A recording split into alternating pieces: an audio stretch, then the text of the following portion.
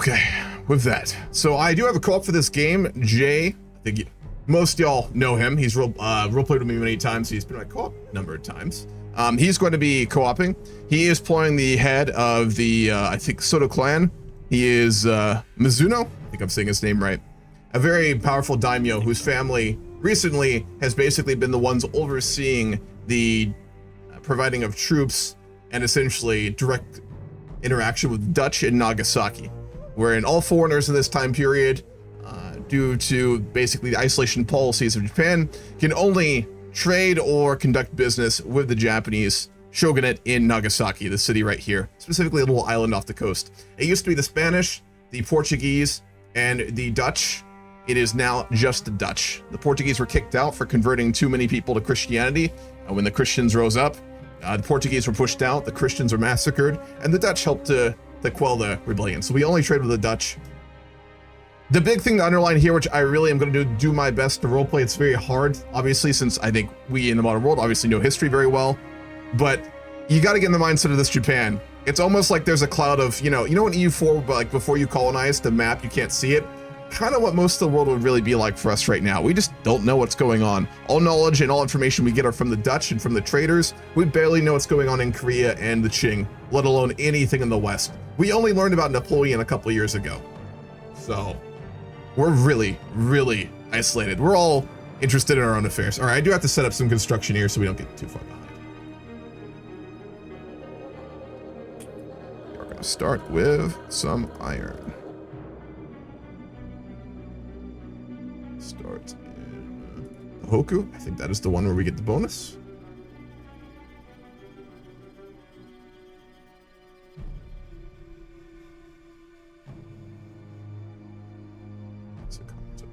I know in one area we get a bonus for.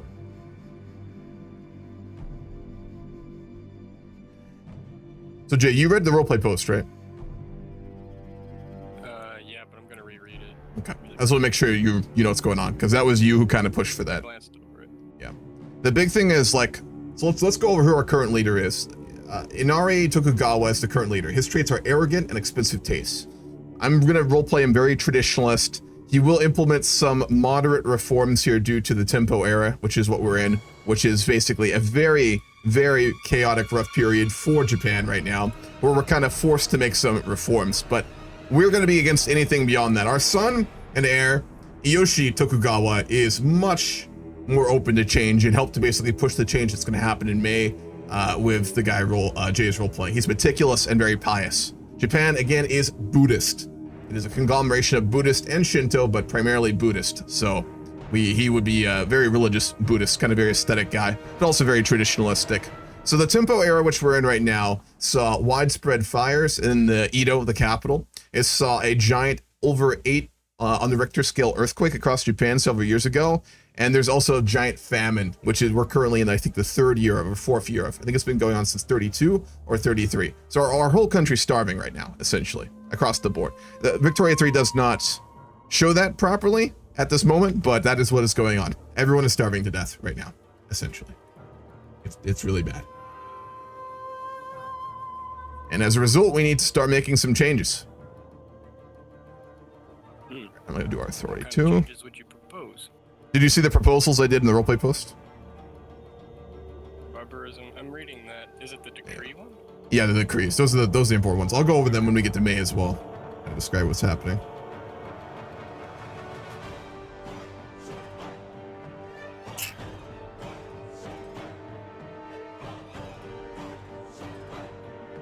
Jesus Christ, we have so much authority.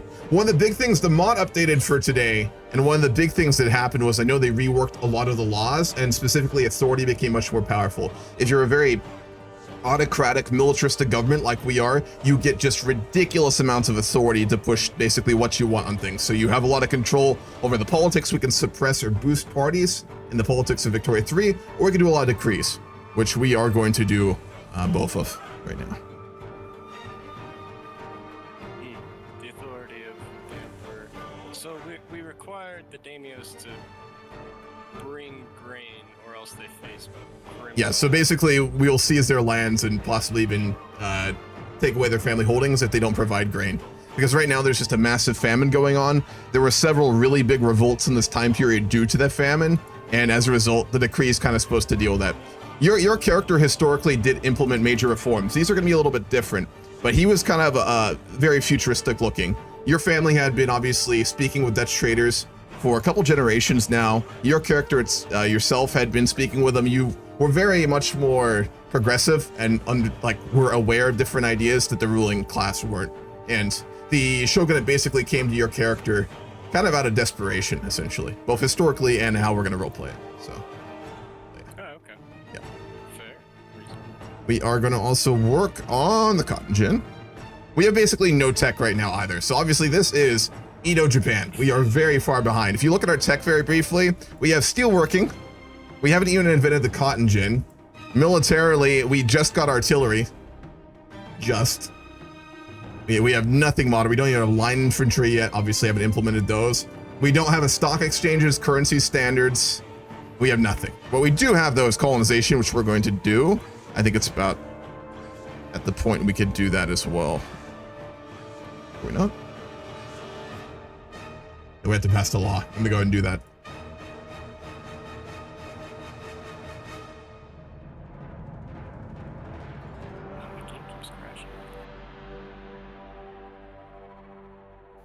So in this time period, I went over this last week. I feel like I've done this before, but just a refresher on this as well. The Ainu people are culturally completely distinct from mainland Japanese. They were two distinct cultures. The Ainu have more similarity to like Siberians in modern day Russia, or even to North American tribes genetically. They have a lot of comparisons to them. They are ethnically and culturally completely different than the mainland Japanese people. The Ainu at one point controlled a lot of the Japanese isles, all the way down to probably modern day even Kyoto. They controlled all that. And nowadays they're kind of just stuck in Hokkaido and the outside islands over here. Over the course of Japanese history, over the last really couple thousand years, the Ainu have been pushed back continuously as the Japanese on the mainland got much more powerful and strong due to primarily implementing agriculture much earlier and obviously building centralized states. Agriculture obviously breeding, the ability to maintain large armies in a feudal system. The Ainu never did that. They remained more or less hunter-gatherers all the way up until this time period and until a lot more really in the modern period, right? They were a bunch of tribes that hunted primarily and fished and things like that for most of their materials, whereas the Japanese people it was a centralized feudal state with rice being the primary metric of currency and wealth and money transfer, and a lot of it. So a lot of food, obviously giving the ability to have large populations and a big army. Now, obviously, right now, that's not so much the case because we have almost no food, which the game doesn't represent, but that's fine. So, all right, we're gonna work on iron mines. So to talk about the economy a little bit for what we're gonna do on that before we start to go. Also, I know if you watched a Victoria 3 stream from me before, you'll know that most of them tend to just be me talking to people in diplomacy. In the beginning, we won't have that at all. We're isolationist. Like, we have a law right now, historically, where if any ship shows up on our coastline and goes towards our shore, Japanese people are legally required to fight them or fire on their ships. So we're very hostile to everyone. The only person who could technically come in and do diplomas right now is the Dutch. But even that would be a little iffy until May, which we're almost in. So I'm about to talk about that. Go over that in a minute.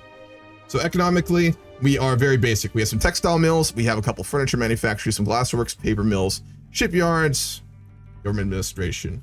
That is literally it. Wheat, rice, livestock, dyes, tea, a lot of tobacco for some reason, sugar, silk, and logging.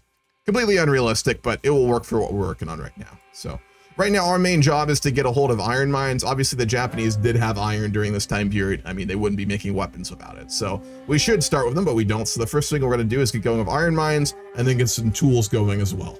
It's obviously beginning in Victoria 3 to build an economy, especially as developing one, which is not really modernized. And we don't have a lot of big industrialized sectors to really build off of, as we have to do the early game industrialization the rough way, which is that we basically have to build iron, tools, and wood, and then slowly scale that up over time. Because it's kind of what you got to do. If you're a big Western country, you got to have options, but for us, we don't. So we're very much old school. So I'll be working on iron, tools, and wood in that order, all of which we are going to need in large amounts. So just a heads up on that. Pretty basic. I'm going to try to get us not to rush too much. But again, and I mentioned this last stream, I'll mention it again, players do meta, even though this is a roleplay game. And as much as in the past, I have tried to basically limit myself and not build meta, and I still try not to, I do got to do it a little bit, because if we don't, we will just get so outscaled and we won't get save edits to fix it. So I will build a little bit meta just so we're not completely left behind, but I will completely metagame us. Kind of the reality of it. What's up, Trucker Nero? Also, what's up, everyone? Hope you're all doing very well today. Any questions, Jay, for the what's about to happen? Do we have a currency? I would suggest that being our first step, yes. Than, there is a centralized currency. Rice, grain. But you got to remember, this is like a feudal, old school, obviously economic system, right? Like, even though this is the Victorian period, this is not a modern economy, even the state that Europe has it right now. So although yes, we have currency, obviously coinage, you know, bills weren't around yet really. It would all be backed based on rice, and rice would be used probably just as often, much like most feudal economies, like kind of bushels of wheat in Europe, to exchange for goods. So kind of, you know, more than that mindset, right? Of course, there's coins and things like that.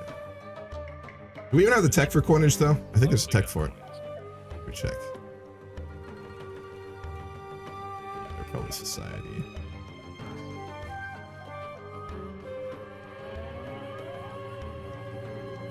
So we do have coins. We actually don't have currency standards yet. So a big reform to start off with, seeing as we don't have that tech, would be currency standards. I could actually start working on that right now if you want to kind of go that route with the roleplay. Since we, you know, are probably like the reforms are all about centralization for the Shogun and the Edo government. So currency standards would make a lot of sense roleplay wise. And if my character is taking ideas from Europe, then you know, yeah. You'd be kind of. Well, really, it's from the Dutch. Yeah, Just remember. It's backed by the gold standard, isn't it, at this time? Yes, the Dutch have a very modern economic policy in this time period. They really innovated before the British and everyone else in terms of that, right? They had publicly traded stocks, and their early colonies in a shockingly early time period were built on like public stock ownership, even by the lowly peasant. So yes, the Dutch would be definitely talking about that.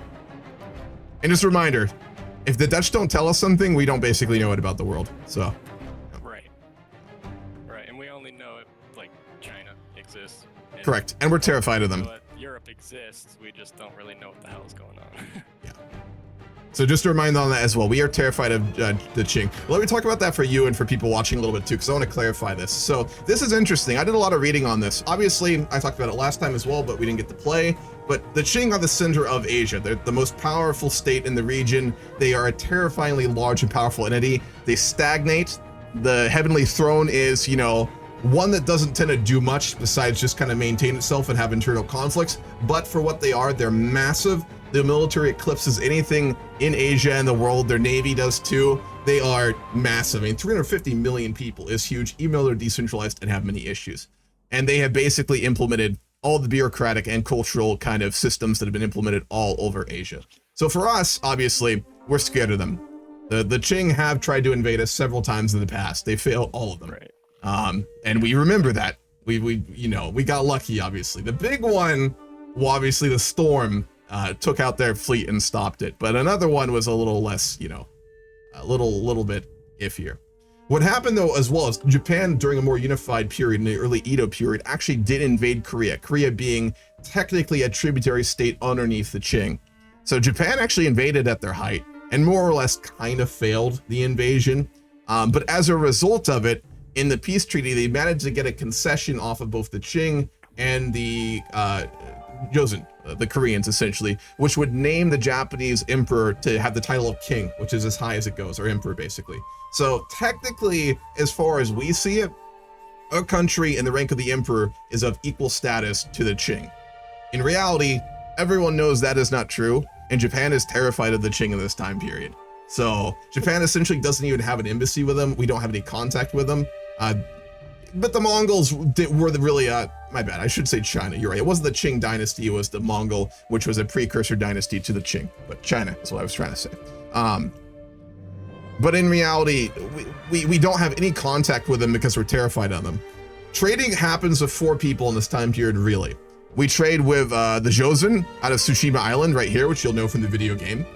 We trade with the Ainu up in the north, the tribes who have a lot of actually pretty valuable goods. We trade with the Dutch on the Jima Island off the coast of Nagasaki, and there is also technically trade going on with the Qing. It is not sanctioned by the government, by the emperor, or by the shogun. It's the clans who do it independently. Japan is basically, you know, when like you're in a big city and you walk down the street late at night, or you're in a sketchy part of town, and you see that crackhead, you know the one I'm talking about. The really sketchy one. The one that you know is a little too unhinged and could have a weapon. So what do? If you need to go in the same direction he's in, you don't look at him. It's not a rude thing, you're just trying not to get, potentially accosted, which can happen. The Japanese take a crackhead approach with the Qing, essentially, which is that we don't look at them, and we just mind our own business, and we hope to fuck that they don't do anything. That's our strategy for the Qing right now. With Korea, we have a much more robust diplomacy. There are big missions diplomatically that go back and forth every couple decades, essentially. They're really big affairs too. So we have contact with them. And a lot of the trade that we get from the Qing really comes from the Joseon, or the Koreans. So yeah, little background on that too. So, alrighty.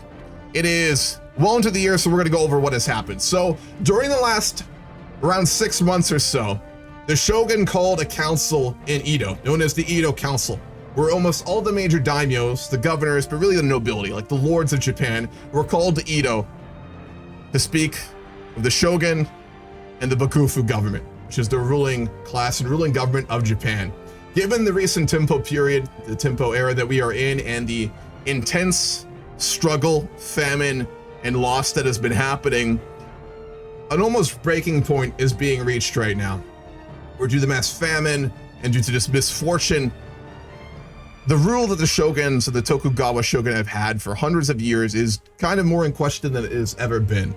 And as such, despite an ego that comes with generations of familiar rule, Inari Tokugawa is aware the change is needed. Although he is resistant to any form of it. There have been many calls for change in his own life. He has ruled now for decades. He has ruled for many decades and has sought to make very little change, but is now aware that that must be done. The councils lasted for several months. It ended in May.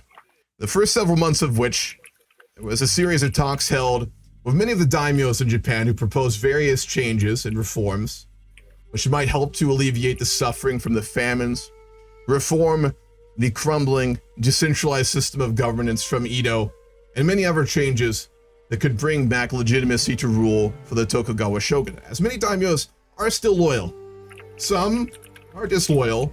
Many more, as with any sort of nobility, sit more in the middle. They will go wherever things tend to go.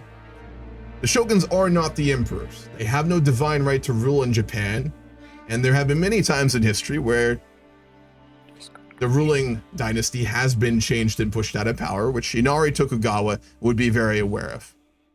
And as such, the Edo Council proposed many reforms, most of which were refused and were outright denied by the shogun. This went on for several months, so many daimyos, even the loyal ones, began to question if any reform at all would happen.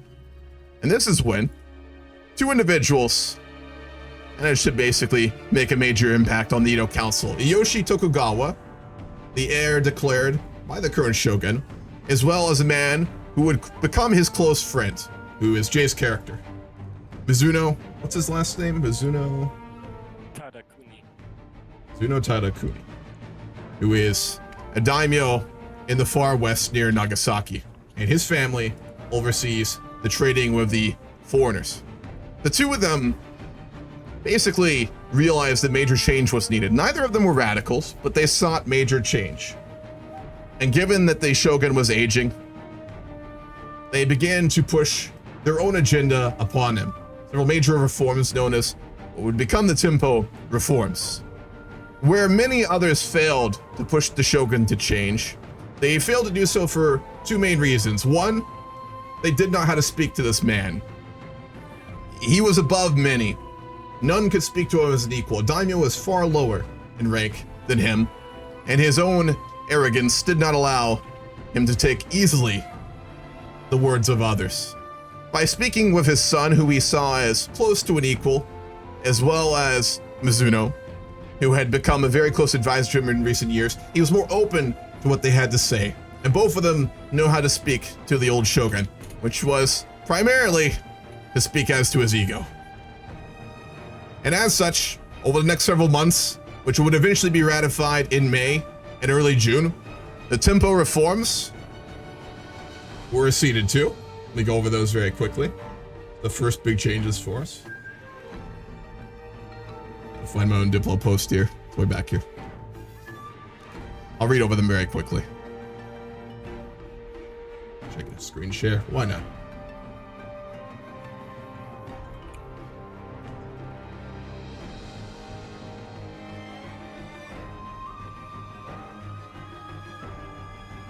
First off is the Tenpo Decree. This is the first one passed by Inari, as well as Mizuno.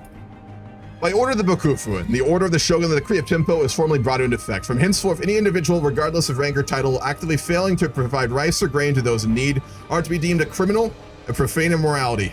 Such individuals are to face loss of all prosperity for negligence and confiscation and execution if proven to actively choose not to intervene. Essentially, any daimyo or any ruling noble who does not provide grain when able to do so will have their lands taken and will face prosecution, given that the famines, in large part, are due to the excess rice supplies not being given to the common people, which have resulted in a lot of unrest and outright revolt several times over at this point.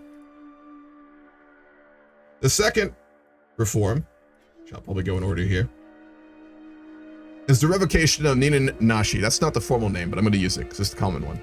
In order to facilitate a manner befitting a nation of such a distinction as our own, the Kokusen, I'm going to butcher all these Japanese names as always, Usha Hariari, I'm saying that wrong, law is to be formally revoked. Many ships who arrive on our shores seek peaceful ends, and to them Nagasaki is always open.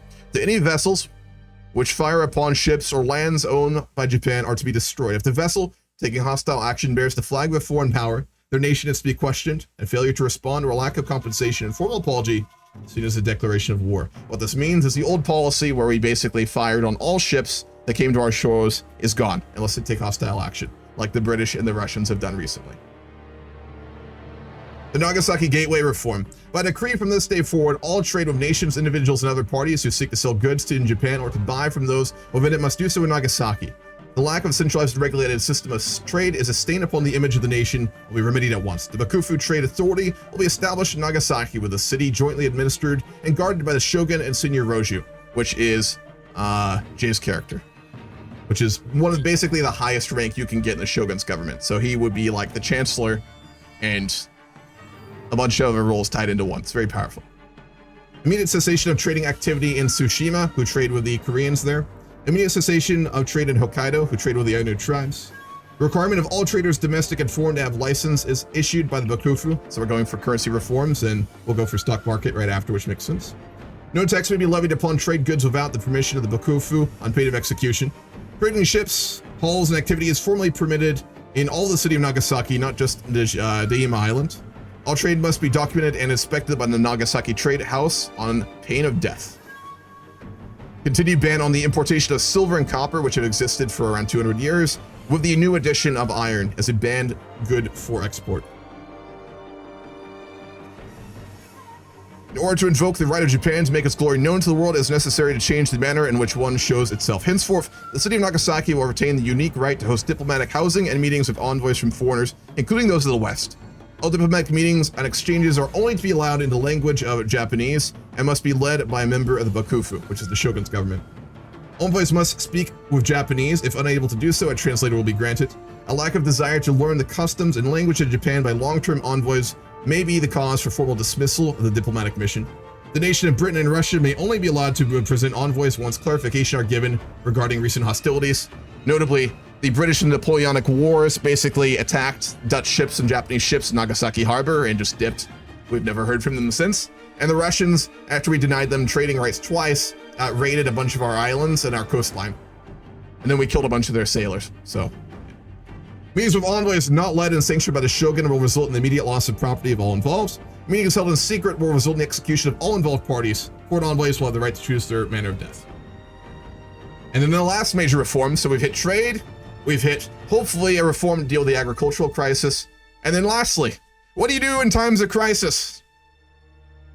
You direct it to something else, like a group that everyone in your country hates. In order to act upon the name inherited to him by his predecessors, the Shogun title technically names General Against the Barbarians. I think something like that translated. The Shogun will begin preparations for a force to be sent to the Ainu Islands in the north. From this day forth, all land on the islands are legally claimed as property of the Shogun, where portions to be given to any who settle or fight for its bounty. In order to deal with the barbarous state of the inhabitants, a formal mandate for all the Ainu living in or joining Japan are as follows. No beards are allowed for men.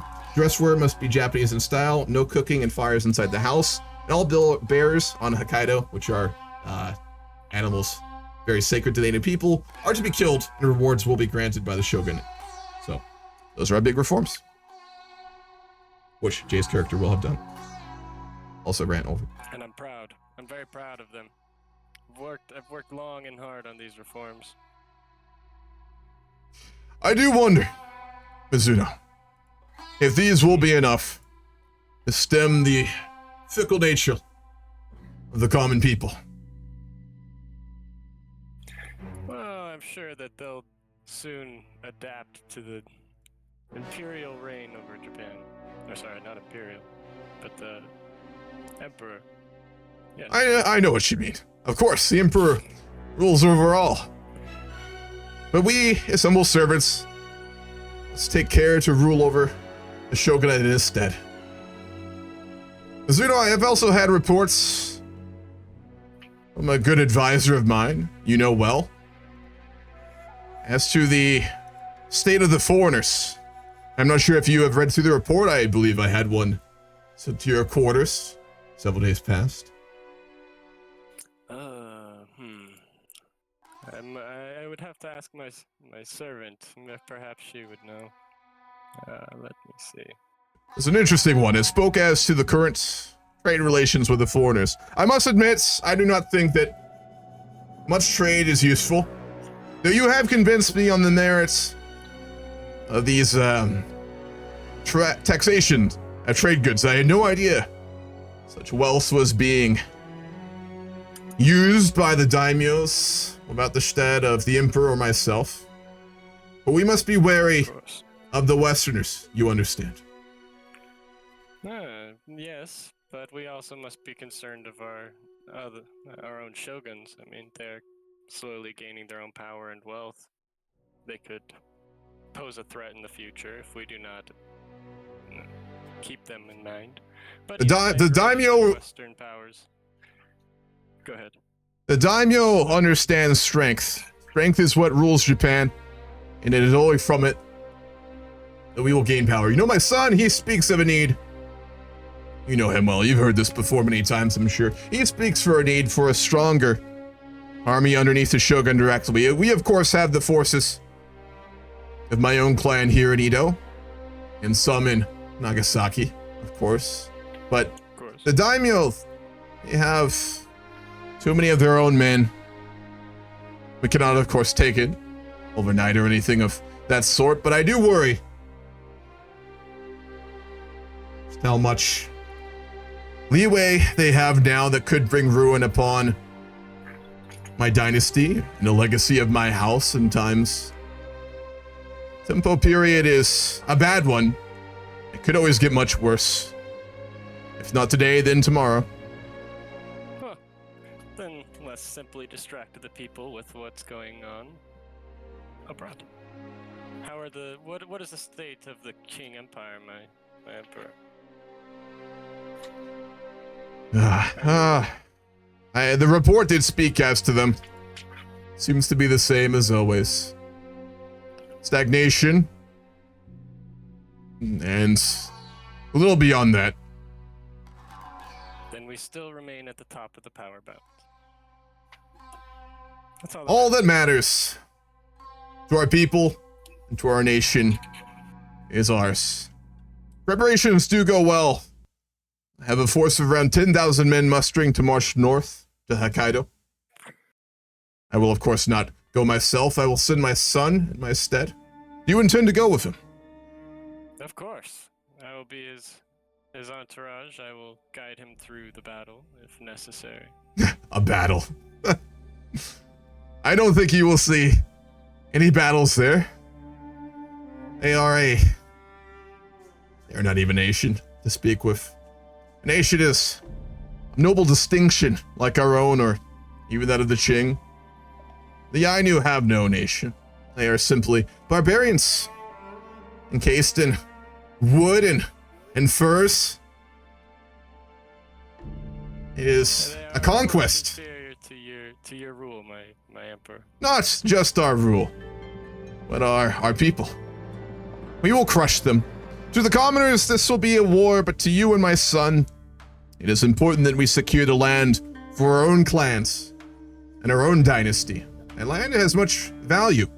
The report I had from my advisor spoke much to the goods the people had there. They can, of course, not make use of them themselves. Barbarians that they are, that we could.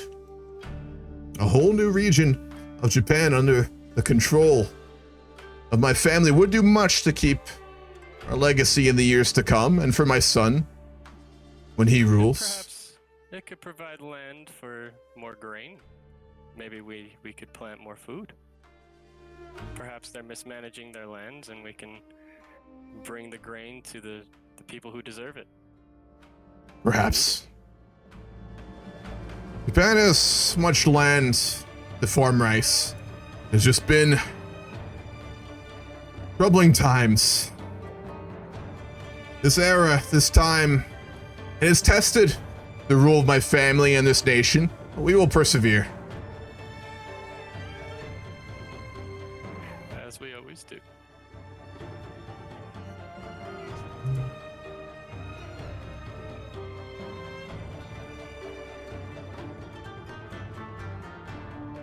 God. Going up on construction levels is so painful right now. So we don't have tools, wood, or iron. You know, everything that you need for nice buildings, yeah, we don't have any of that. We don't got that. Not yet. Also, the Opium War did start. We wouldn't know what's happening. Until we get a Dutch trader in here telling us what's going on, we don't know what's happening. But for all of us, the Opium War is happening. Ships that we'd see or anything? Fuck no. Our ships don't go more than a couple miles off the coast to fish. We don't do that. Until someone tells us what's going on, we don't know. And that someone has to be the Dutch. Do we have a Dutch player? We do. I think there's a replacement player on there today. Oh yeah, it's Brian. Oh yeah, okay. The way I'm gonna do it though, since we're isolationists, is I'm not gonna approach any player. Like, if they come to us, we can do it, but we're not gonna go to them. Yeah, right, yeah. That'll be fun. Jay's volume is low, I'll turn it up.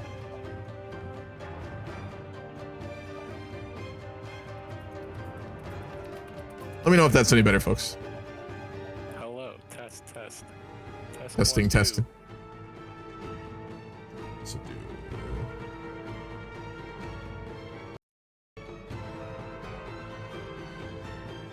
Try and change something really quickly here. Turn the music down a little bit too. Hopefully your voice comes through louder. I really need to set up separate audio channels for Discord and music. I can hear it perfectly well. It's my volume settings. Let me try something really quickly.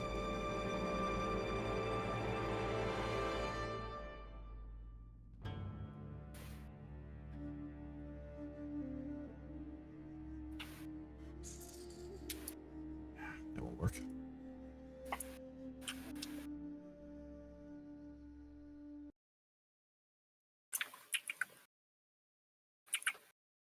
All right, that might be a little bit better. Let me know. Hello. Hopefully it's more hearable. Am I louder? Sounds good? All right, cool. All right, let's also start a national values propaganda decree in Hokkaido. Since we did the reform for that. Make no mistake, folks, this is forced assimilation. These games make this abstract, but we're basically trying to destroy the culture and forcefully assimilate them into Japanese culture, which did happen historically. It was pretty brutal, pretty horrible.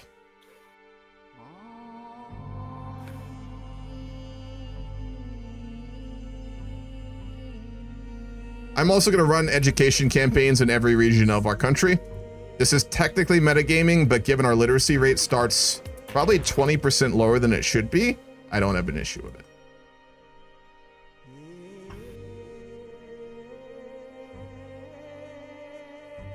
I'm going to only administer regions that we would have a lot of influence in, which would be those.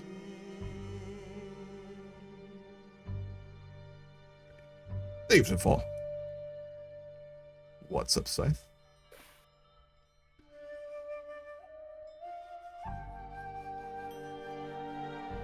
The British did land. Fuck, I wish we could see the war. I know, right? I wish Victoria 3 would add that feature from Hoi 4, you know, where you can send the military attaches. Nice. Yeah, just to see. It wouldn't even give a buff or anything. Whereas Hoi gives you a buff, but...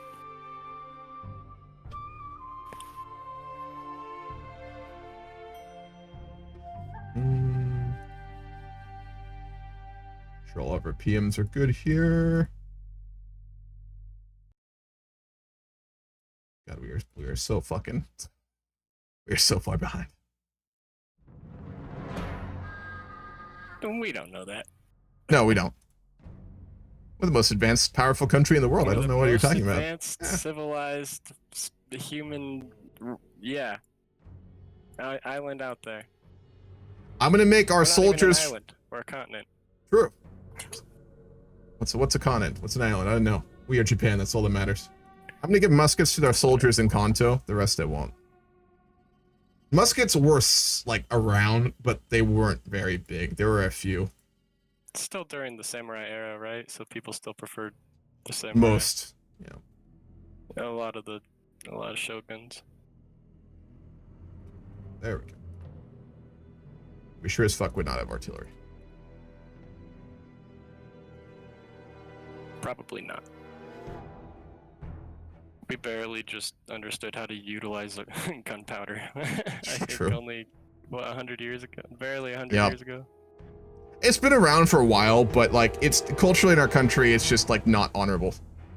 I'm really gonna try not to say honorable too much. I'm gonna really try not to, but like it is a thing, right? Culturally, guns were not well respected. Honor is a huge thing in Japan, though. I mean, honor revolves around. I know, but every single YouTuber, streamer, and TV show I've seen about Japan, like it's every fucking word, dude. And I'm trying not to. Just for my own sanity.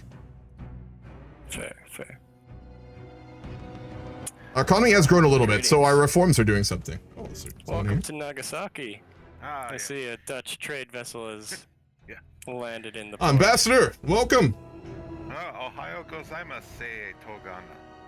Ambassador, do you speak Japanese, or do we need to get a translator for you? I'm afraid I don't know very much Japanese. Oh, no worry. We have several. If you before we begin, Ambassador, would you mind bearing a message back towards the far west? Of course. In fact, it is a message from the far west. This is why I've come. Well, good. To start off with, the Shogun, as well as the his great Roju, Senior Roju, have implemented reforms allowing for trade in all of Nagasaki, not just Dima Island, for all Westerners, as well as diplomatic meetings here, only in Nagasaki, with representatives of the Bakufu government. And we will no longer take hostile actions on foreign ships on our shores that are not hostile. I hope that you can bear this word back to the other Western states on behalf of the great Shogunate of Japan and the Emperor. So you are willing to open trade relations with other European nations, as well as opening trade to all of Japan? A limited amount. It is all to be overseen and administrated by the Bakufu and the Shogun. All taxes will be levied on him, and in order to do so, all traders must have a license issued here in Nagasaki by the Shogun's representatives, which will be accepted on a singular basis, one by one. I see. Well, I have come on behalf of the Kingdom of Prussia, who wish to I've open never up heard of a it. Where is It is Prussia? Prussia is a kingdom that's located in the central part of our continent. They are actually our neighbors. If I can show you here on the map where we are in Netherlands, this large dark blue territory to the east of us is Kingdom of Prussia. I've seen this before, but I must say, your continent is so... there's so many... These are all countries, right? Independent ones, not just tiny. lords? It's tiny. How are Yes. countries able to fit on this small mass of land? It's There's so many. I don't It's so strange. Odd. But regardless, yes, the Prussians. Well, the Prussians do have, in a way, not too dissimilar to your own with your daimyo, where many of these smaller countries are dependent upon them for their continued existence. Ah, they are a shogunate as well, then, in a manner of speaking. In a manner of speaking, they are. I see. So they have no corresponding person to the shogunate, so it's more like they speak directly to the Prussian king, which is, of course, their version of the emperor.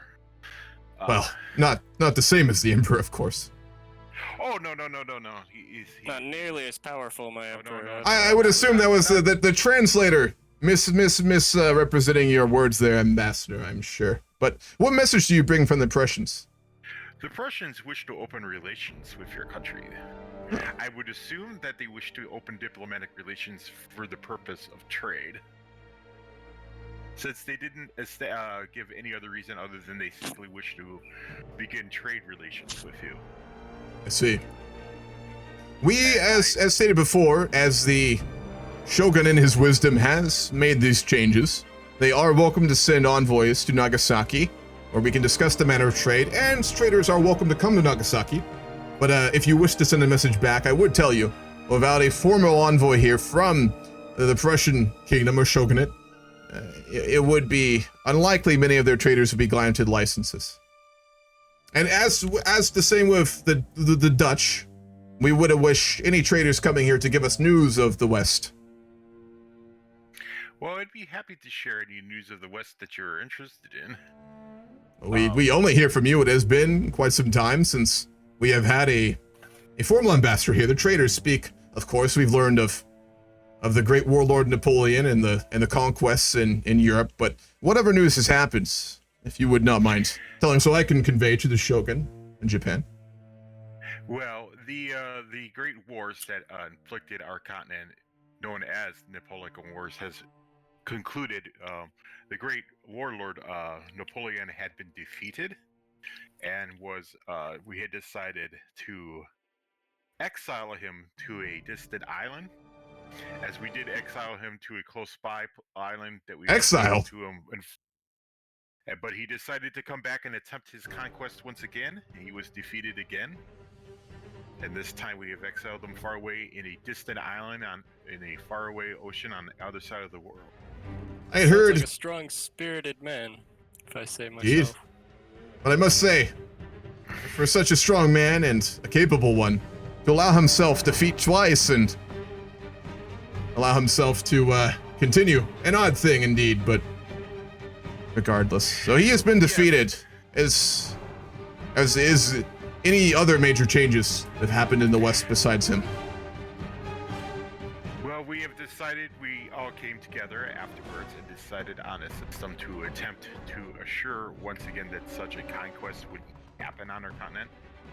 There was a great meeting of the various kings and other royal houses of Europe to decide on how our future of our continent to attempt to maintain what we would call a balance of power, so that such a war would ever happen again, and to assure that the royal houses remain on the thrones of the various kingdoms of Europe, as Napoleon attempted to overthrow the ancient order of things.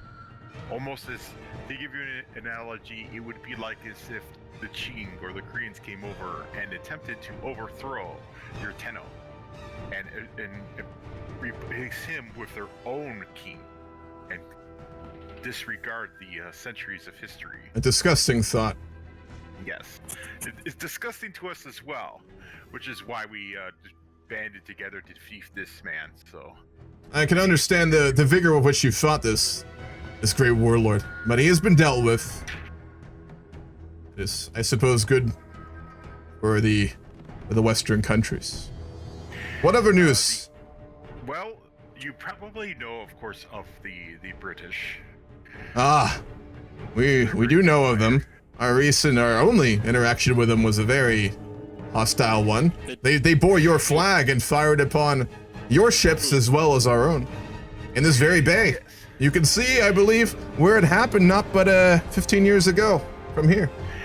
Yes, that is because during the wars, we were enthralled to the Napoleon, and as such, when we were enslaved to him, their great enemy, the British, of course, would attack us as well before we were liberated and joined back on the side of the British and the other powers to defeat Napoleon. I see. Right now, we know that the British are at war with the Qing. With the Qing? Yes. Ah. From what I understand, that they've had. They would be so foolish? They would. Their power is great, and their technology is also great, and so they feel that they can. Not as great as the Qing Empire, though. Oh, I would disagree. Surely they are being defeated on the battlefield as we speak, and their warriors routed. From what we've understood, currently the British are sieging the capital of the Qing itself. They have made it. They're in Beijing. Yes, in Peking, they've said that they're even at the Summer Palace.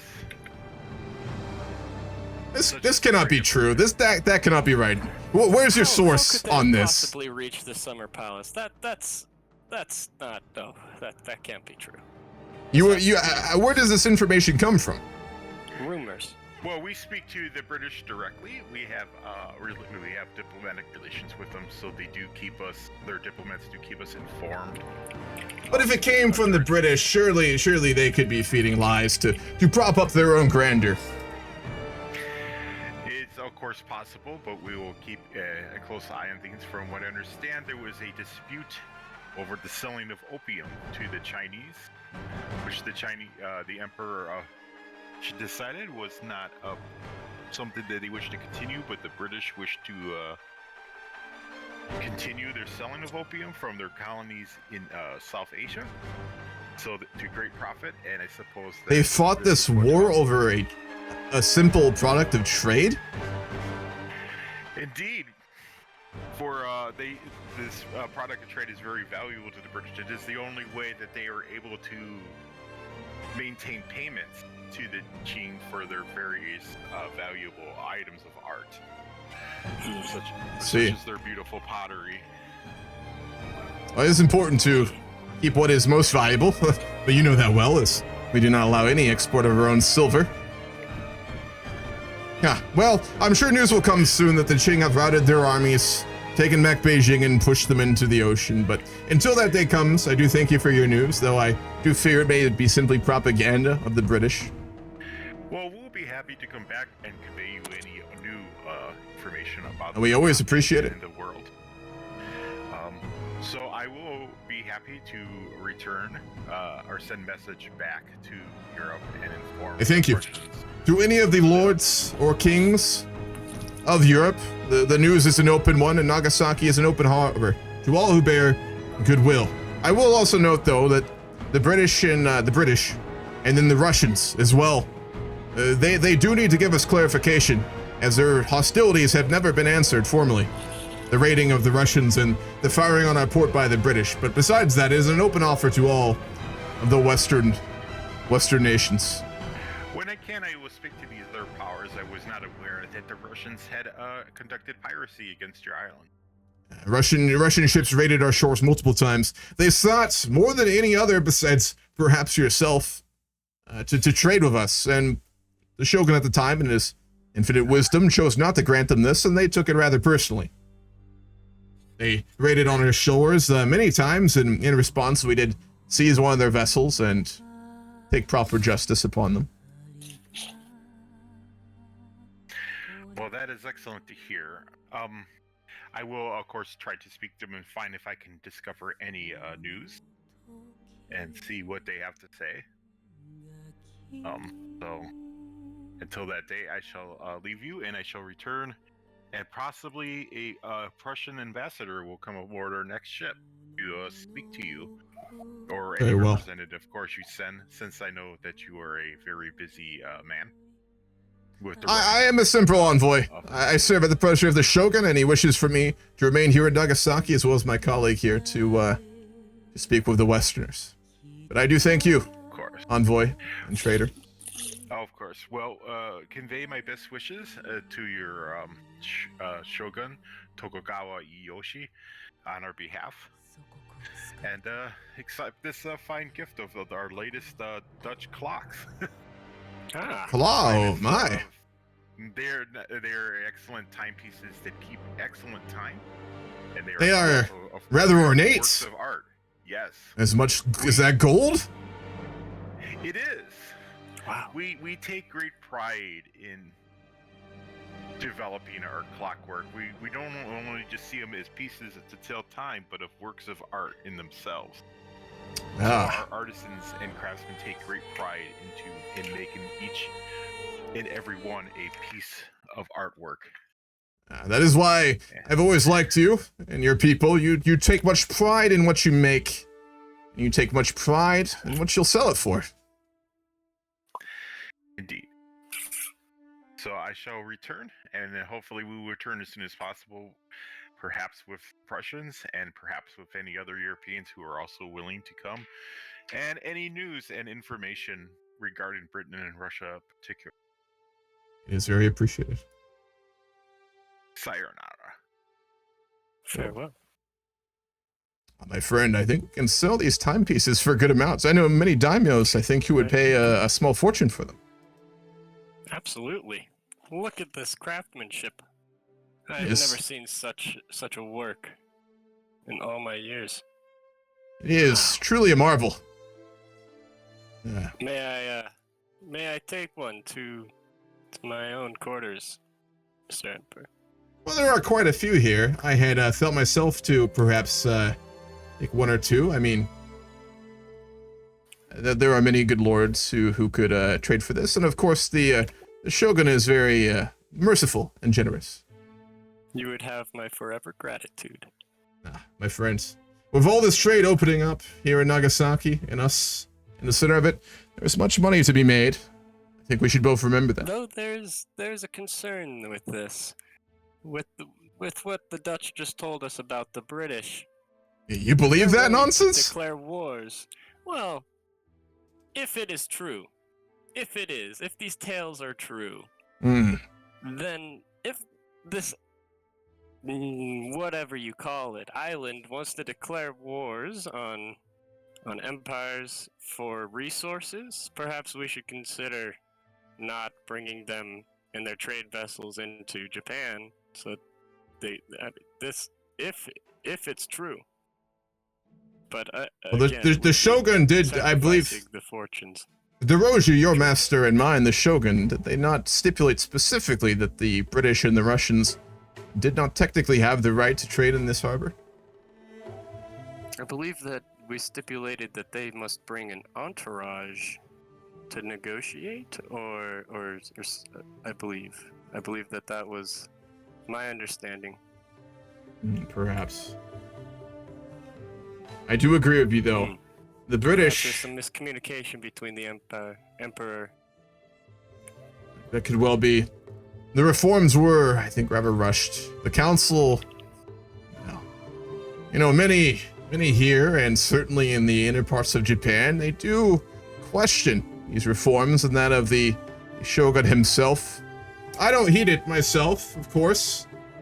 I'm a loyal man and servant, but there are mutterings, Of course. What kind of mutterings are you hearing on these streets? Well, I, of course, would never speak of this myself. It is not my own words. I am a retainer of the Bakufu myself. Absolutely not. But from a family member far up north, south of the island of Hokkaido, where the Shogun sent troops. After the famine there, they say that the daimyos are beginning to speak about, well, change. And it is nothing concrete, of course, nothing concrete, but the Shogun claiming all of Hokkaido and his moves to centralize power. I mean, don't get me wrong, you and me, my friend, we will benefit much from this. I will be a wealthy man if things continue as they are, but not all will see this. Not all will take from it what we do. And it's a dangerous thing. Well, Unfortunately, some sacrifices must be made in trying times as such. And the Emperor knows what's best for the Japanese people, so have faith in your Emperor. I have faith. I only speak of this. I do not mean anything by it. They are not my words, as I said. They are just. Yes. But do keep me informed of these words that are traveling south from the north, because rumors are always good in our line of business. They are always good to keep your ear to the ground, so to speak. You never know what can be made off of the simplest thing you hear in over sake. Absolutely. Out of RP. We also are in formal war, the tribes, so the army would be basically just pillaging and ravaging, slaughtering everyone. What's up? Oh. Can you see the map? Yeah, in Hokkaido. Yeah, I'm watching your stream right now. We were colonizing it, and then when, like, in the colonization aspects of Victoria 3, if you do it for a while and you go quick enough, which we were going very fast, the natives will just, like, rise up against you. So basically all the tribes have kind of, like, they're fighting us, but we've got a centralized army of 35,000 who are just sweeping through the island, so it's not going to go very well. For them. Damn right. Barbarians. Why is the Eastern Provinces not part of the Qing? Because historically they are not centralized part of the Great Qing. One of the big mods we use for the Babylon roleplay mod that we play with is the VFM mod, and they make a lot of nation and border changes. So they split up the Qing, I think for logistics, but also to represent the fact that a lot of these basically governors and governments in the outer reaches, they're not like centralized control by the Qing themselves. So they're given more autonomy to represent that, which I think is pretty interesting. Plus allows more players in Asia and on China, so it's interesting. Also, the British did take Taiwan. And what the fuck? They took Taiwan, and then they took not Macau, that's Hong Kong, yes. So that's a big one. They just ate a lot of territory there. Oh my god. We don't know. No, we have no idea. If we knew, we'd be terrified. We'd be fucking angry. We would think that the Qing are weak and that we could deal with them, but we'd be very upset. And a little bit worried, but I don't think Japan in this era is the type to, you know. Alright.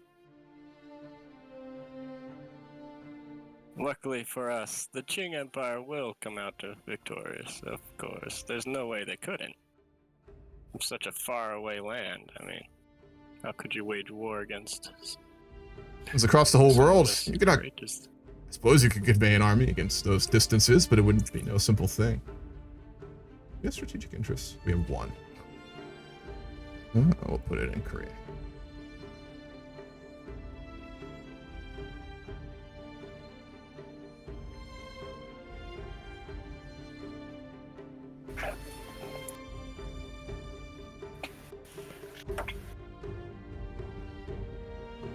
So economically, we are going fairly slow here still. We have some iron now, and we have some tools, thankfully.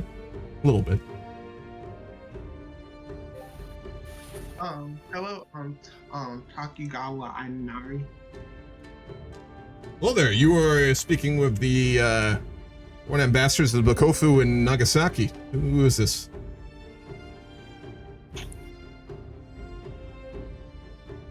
We would love to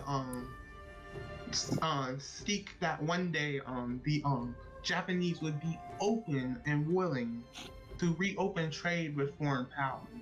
But What nation does what flag does your ship fly? I've never seen this flag before, but it has a crescent, I think, is what they call that. It's the Muscat Oman flag. The Muscat Out of Oman. I know. Yeah. Where what lands do you hail from? You look very different from the other traders we have had on our shores. This is merely we came from Oman. We are one of the preeminent West Indian seas powers. Oh. You might have met our let's just call them acquaintances, Portugal. The Portuguese. You were friends with the Portuguese? I am not friends with the Portuguese. I kind of fought a war like 20 years ago and kicked them out of Zanzibar. Oh, you And they fought the kinda Portuguese. That makes two of us. Well, technically not, I suppose, but we all know who made those Christians rise up. Absolutely. um, Never again. but also we are here to inform you that the East African slave trade will be coming to an end. The what? Slave trade. What is the merchandise you speak of? I believe you might have remembered that the first time the Portuguese, well, the third time the Portuguese came. One of the times the Portuguese came, they came with slaves and guns. Oda had one. Your great grandfather. Hold on here. I am not a member of the Shogunate, the Tokugawa family, nor that of the Emperor. I am simply a humble servant of the Bokofu. To clarify, I apologize if I suggested at any point that I had any such rank. Oh, well. Absolutely. Yeah. No, this is just merely a noble of the. Well, my friend here is a noble. I am. Well, I was going to call you a peasant, but I did not want to insult you, my friend. no, I understand. My rank is far below yours. But then we're just here to normalize our relation. And while Japan may be isolated now, when Japan does find it willing to seek out the world, we are willing to open indexes of trade and resources. I am sure that the Japanese do like the shine of gold, like most other nations. It's a very nice thing to look at, isn't it? So you seek The Dutch to brought us some gold. on those fine clocks. Does yours make it way to a very happy daimyo? I know mine did. Both of them. Yes, it did. The Daimyos in Nagasaki actually here received a fair supplement of clocks, and they were very pleased with it. It's good to hear, my friends. Apologize. Personal business of another sort. You wish to open up trade, then? Your people and your nation will be seeking licenses then with the Nagasaki Trade Authority. Wait, you reopened it? I thought you closed it down after the Portuguese instigated Well, recently I thought European power, are you not? we sent messages with the Dutch to all the Europeans. But I'm not a European power, though. But you're in the West. It's the same thing. Surely you know that the great Dutch, the great Netherlands. I mean, they're a great empire, so they tell us. They say that, but from what I have seen, they have been bullied by the French into giving up their southern port territory. They have given land to the French? Kinda. In a way, yeah. But not in a way, no. It's complicated. I thank you for your clarification. You Westerners are always so clear on everything. Well, let's just say I'm here to. I just want to normalize diplomatic relations, and leave it at that for now. To speak on that though, I'm sure my esteemed friend here will say as well, but we do not. I know I do not have the right to normalize relations with any such country. The Shogun in his wisdom and the senior Roju have allowed nations to come and be allowed once more into Nagasaki, the city, and to begin preliminary sorts of minor trade, but we allow the world to come and see the greatness of Japan, nothing more. Okay. Well, I hope to one day speak with your boss, and that day may come soon. You wish to speak with the Shogun? You wish to speak with a royal. How funny. I don't think so. What is this? Certainly not. Is this a joke? Hey, the Omani Sultan is a very seafaring man and would be willing to do a royal visit. I'm sure. But you will be speaking with us here in Nagasaki as the decrees state clearly. I am, in a small and humble fashion, a representative of the Shogun. And in his own right, my friend here represents, I suppose, the Shogun in a manner, as well as his own lord, who provides protection to this city. Absolutely. Okay. Well, I really want to congratulate Japan on a new century and hope that the Japanese have a good century to come. Thank you. Well, thank Also, Japan, how do you feel about the British occupying Taiwan? The what? Oh, the territory of Formosa. This is, friend, do you know where this is? I do not. I believe, I can't find it on this old map. One moment, envoy. He may be referring to, this island, or If you could this take a look island? here at this map, we're right here. Where is this you speak of? It's your neighbor, Ryoku. Ryukyu Islands? No. They are a tributary state of the Japanese Shogunate, of the Great Empire of Japan. Yeah, See, I thought that he was talking about that island. No, nonsense. The British do not own the Ryukyu Islands. They are a tributary underneath Japan. yeah, but they control the island chain right next to it, which I'm talking about. Yeah, I really want to know how the You mean the land controlled by the Qing? Ah, the Qing. Ah, yes. We had the heard that they Qing. were in conflict. How goes that war? They lost horrifically badly. Ah, good to hear. Good to hear that the British lost the war. That's I told you. expected, No. though. I told you. I think you owe me a good bit of silver there, my friend. I think, what was it, in 39 you said they would win my... I think I beat you there. Ah, fine. No, the British kind I'll of give you a Dutch sort clock. of Ah, broke Oh. the walls of Taipei and broke the walls of Beijing. They kind of sort of became your neighbor. Maritime neighbor, but still a neighbor.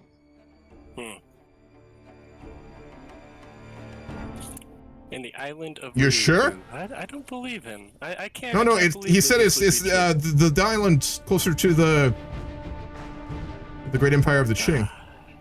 The Qing. Yes. If what you ambassador, envoy, you swear upon all that you hold holy, what you are saying is true. If so, I will need to immediately dispatch Shogun, if not go myself to Edo. You are sure? Yes, you can take it up with the Qing, who I visited before I came here, and but the British have. I apologize. I'll have to interrupt you there. My friend, can you take over here? If this news is true, I must go tell the Shogun at once. Yes, you must begin writing to Edo. This is Of course. This is You can handle this. Farewell, development. envoy, Absolutely. and safe travels home. We thank you for the information. All right, I'm about to head out too, so speak to you later. Safe travels back to your unknown land. Farewell.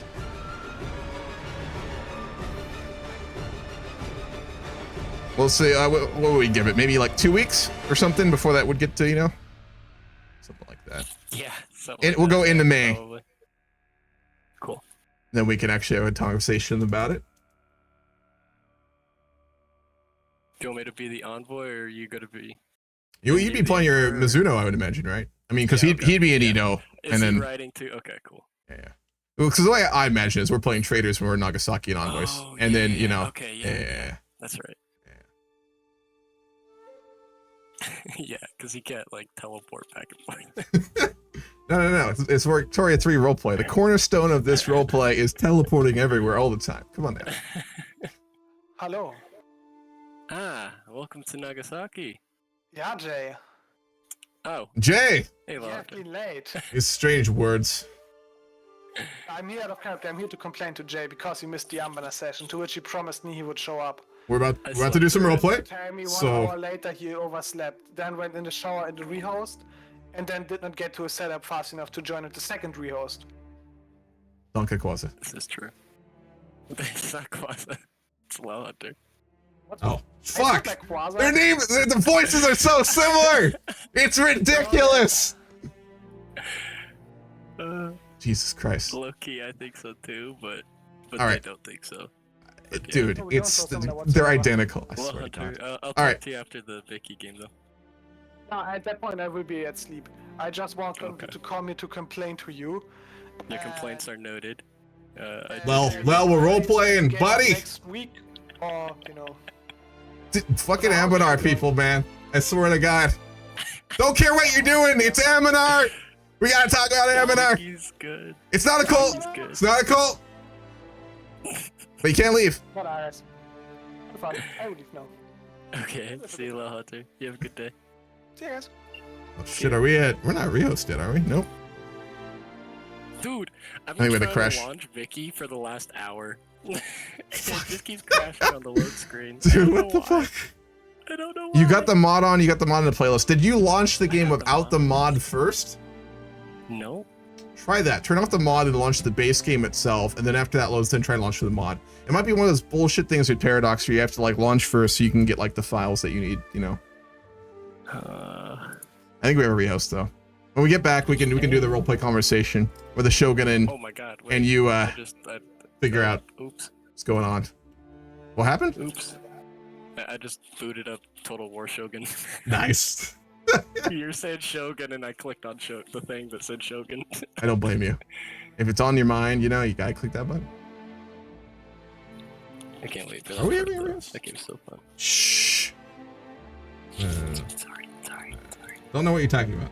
I thought you told them. Did I?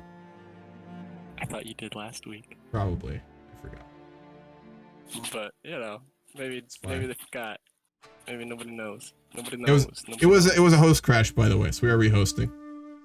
Listen, we got an hour of gameplay here without a crash. That's a dub, so take that. It's not bad.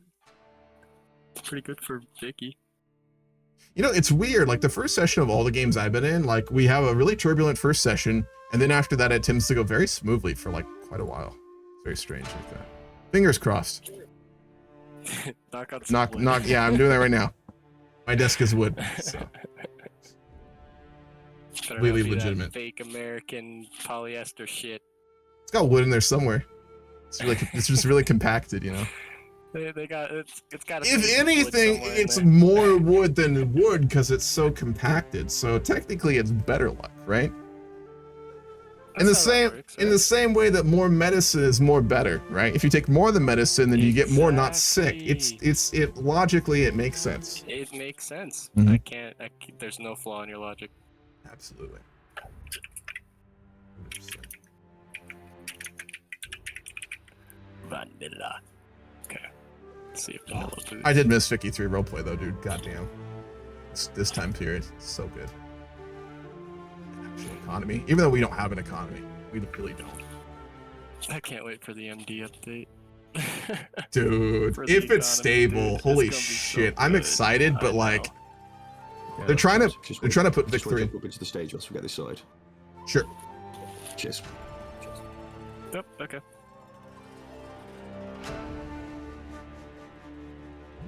Oh, did my Discord crash? Nice. I can hear you. Straight into your country, can you please make sure you press absolutely nothing? Don't click on any countries. Don't do any diplo. Don't even build anything. Don't start a law. Literally, absolutely fucking nothing. If you Wait do for you anything new at people. all, I am going to grab some water. I'll be right back.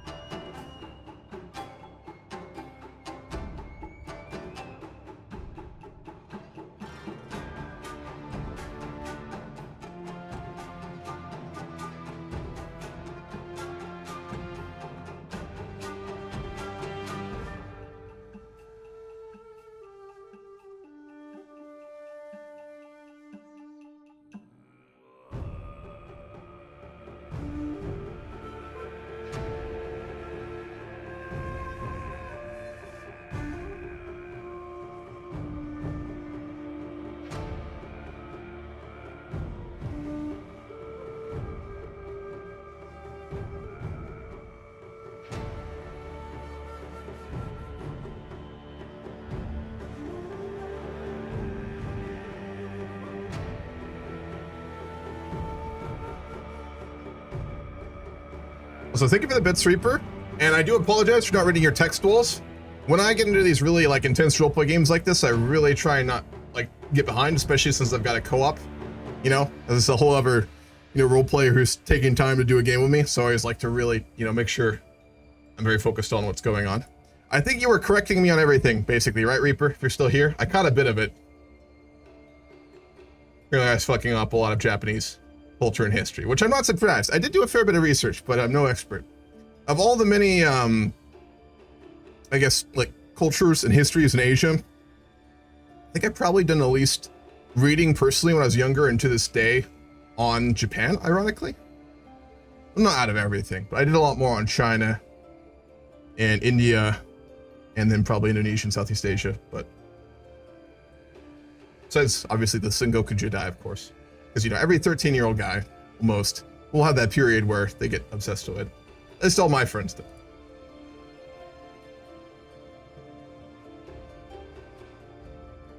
They were pretty big nerds. I was a pretty big nerd, so maybe it's not common. You know what did it for me, though? It was that trailer for Civilization 5. Hold on, let me play that while we're waiting, so we got a minute. Y'all remember the trailer for Civ 5? Back in the day? I'm sure it hasn't aged well, but... dude.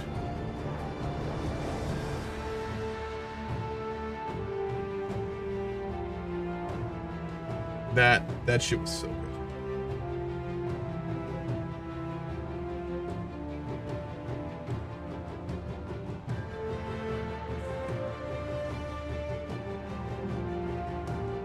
Which one was it? I think it was this one. Definitely not me farming it for video clips here. With that duration. I think it was this one. Where there was that scene with the Japanese warring states there. So let me see if the rehost is up too. Just so we don't miss it, because I'm being dumb. Yeah, the server's up. You can all join. Make sure when you join the select your nation, you do not press anything at all.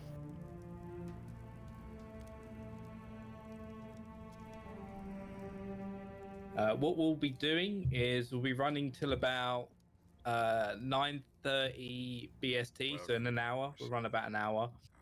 Then we'll drop down to speed 1 and have about a 10-minute break, just so people can relax, take a moment to go to the toilet.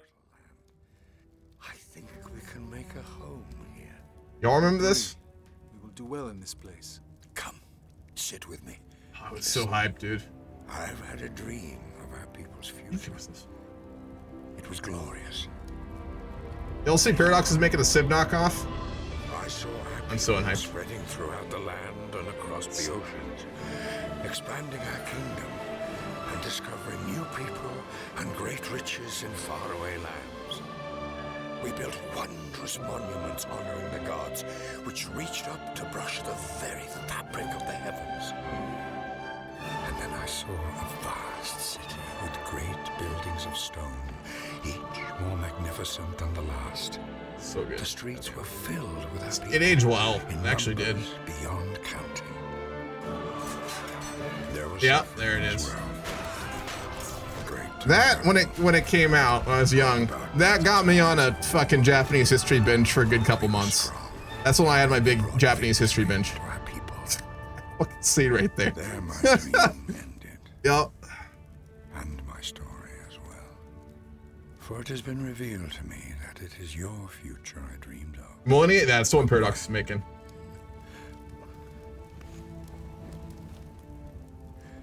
The fate of our people is now in your hands. I envy you, my boy. Your decisions will shape history itself. Millennium sounds like it could be neat, but I'm skeptical if Paradox is gonna make as much fun as Civ. It seems like a bit of a money grab to me, Prince. I'm not really hyped for it. I also don't think there needs to be more in that part of strategy. Humankind was solid, but I didn't love it. Like Civ does what it does very well, but I'll play it, but I'm not like, I don't want way more of what Civ is. I want more other interesting strategy games like what Paradox does, because they make a lot more variety, they make more interesting, and they're willing to experiment a bit. Like with Vic 3, right?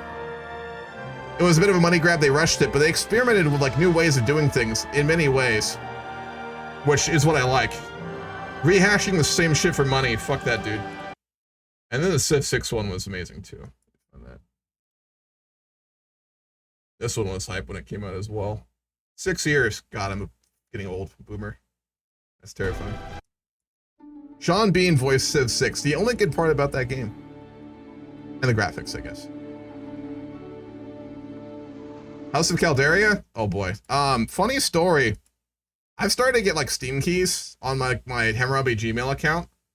Like game companies send me like game keys now, which is kind of cool, I guess. Most of them are like really shitty. I've got a lot of porn game keys, ironically. I'm not joking. Like I get like different studios will send me like game keys to try out, like trying to get me to stream them or make videos, or just to try it and give feedback. But you know what game types I get the most for some fucking reasons? Goddamn fucking porn games. I don't know why. It's so weird. I blocked a lot of them. But I actually got I don't even want to say that. I got given the Calderia key early. I like it, but it needed so much work. The premise of it is interesting. The mechanics are cool, but God, they needed to do so much work on it. The graphics, the mechanics, the character interactions.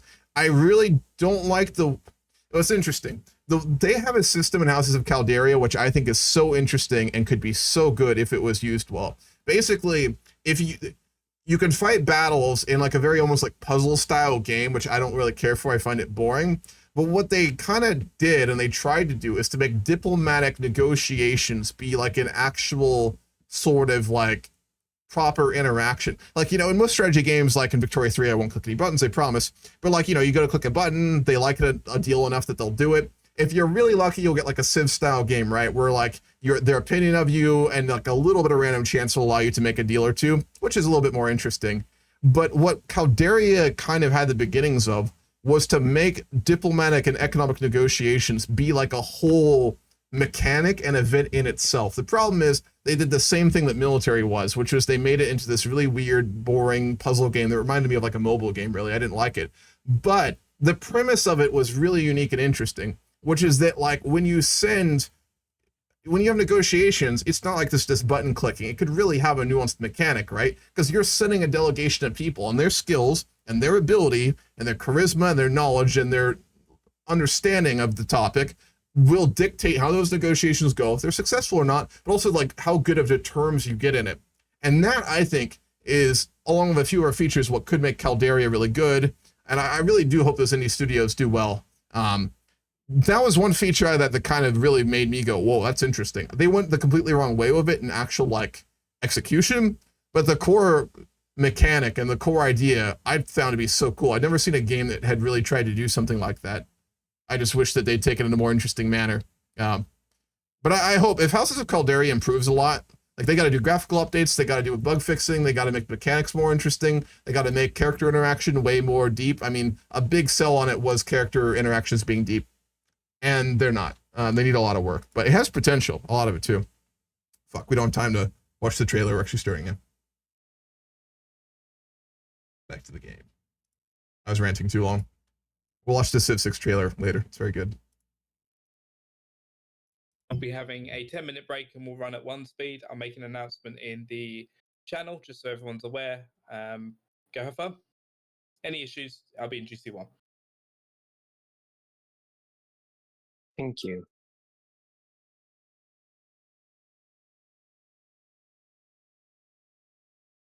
Change our channel name really quickly.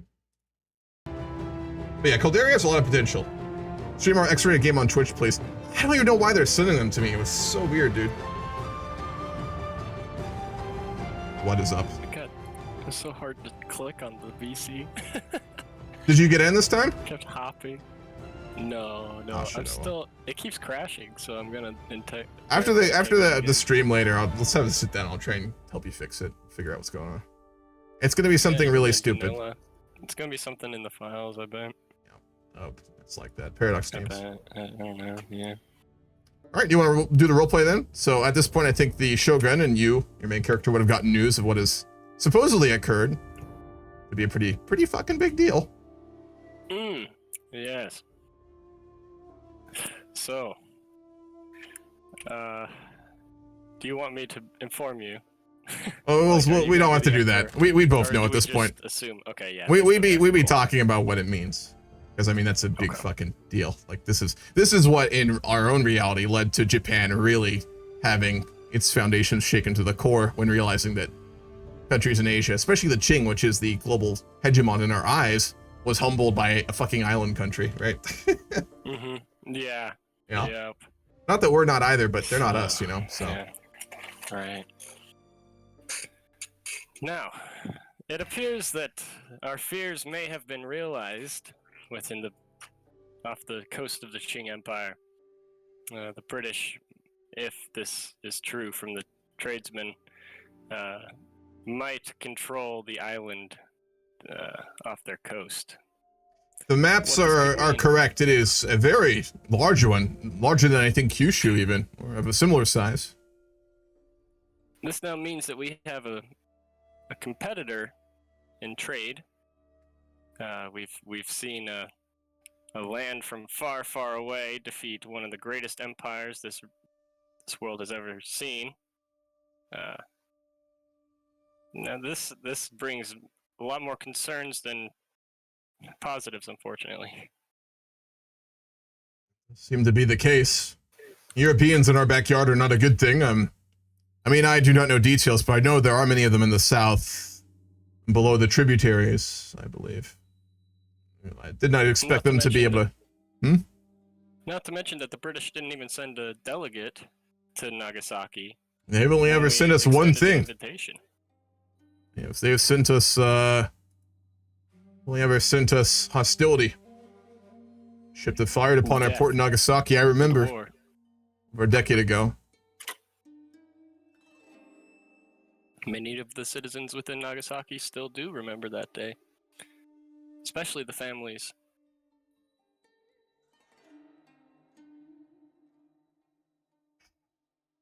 Izuna, what is to be done? We have our own problems to deal with right now. The reforms you and my son have pushed for, I mean, they have done much to help, but there's a long ways to go before we see any manner of stability and peace once more. Do you think this is something we could set to the side? I mean, this is an extreme development, but the Qing may have been defeated by them, but if they ever test our own forces, we would be able to easily defeat them. We are not great seafarers like these Westerners, but on land in Japan, it's a different matter. Yes, on land, yes, I could agree with you, but I mean, we must take into consideration that this land, these Westerners are coming from far, far away with weapons that are capable of destroying empires and manpower that they must have had in order to take down the Qing. It would be astronomical. We would. But the Qing is not Japan. They may be larger. They have many more. But as we have seen in times past, we are of a different caliber on land. I do not think we can compare ourselves to the Qing even with their size. If they came here, I am confident we can defeat them. That I do not worry about. In a moment. Exactly. So surely, Mizuno, we must look again to the Daimyos in the north and the continued problems in Japan.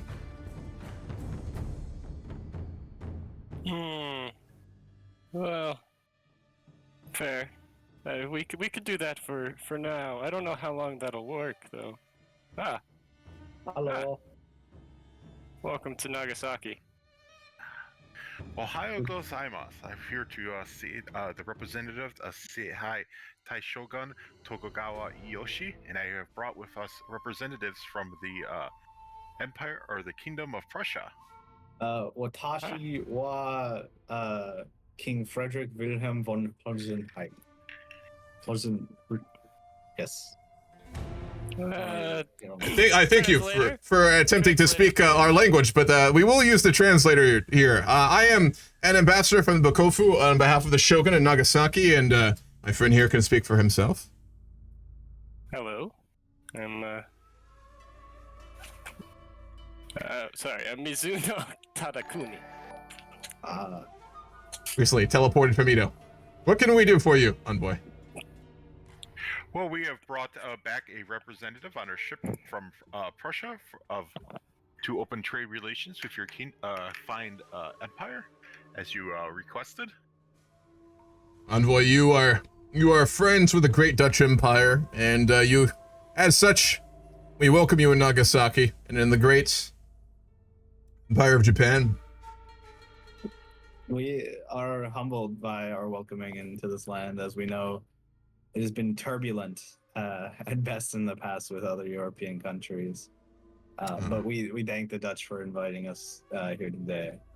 How are you, gentlemen? I had simply seen some of your art that had ended up in my country, I think from before the closure.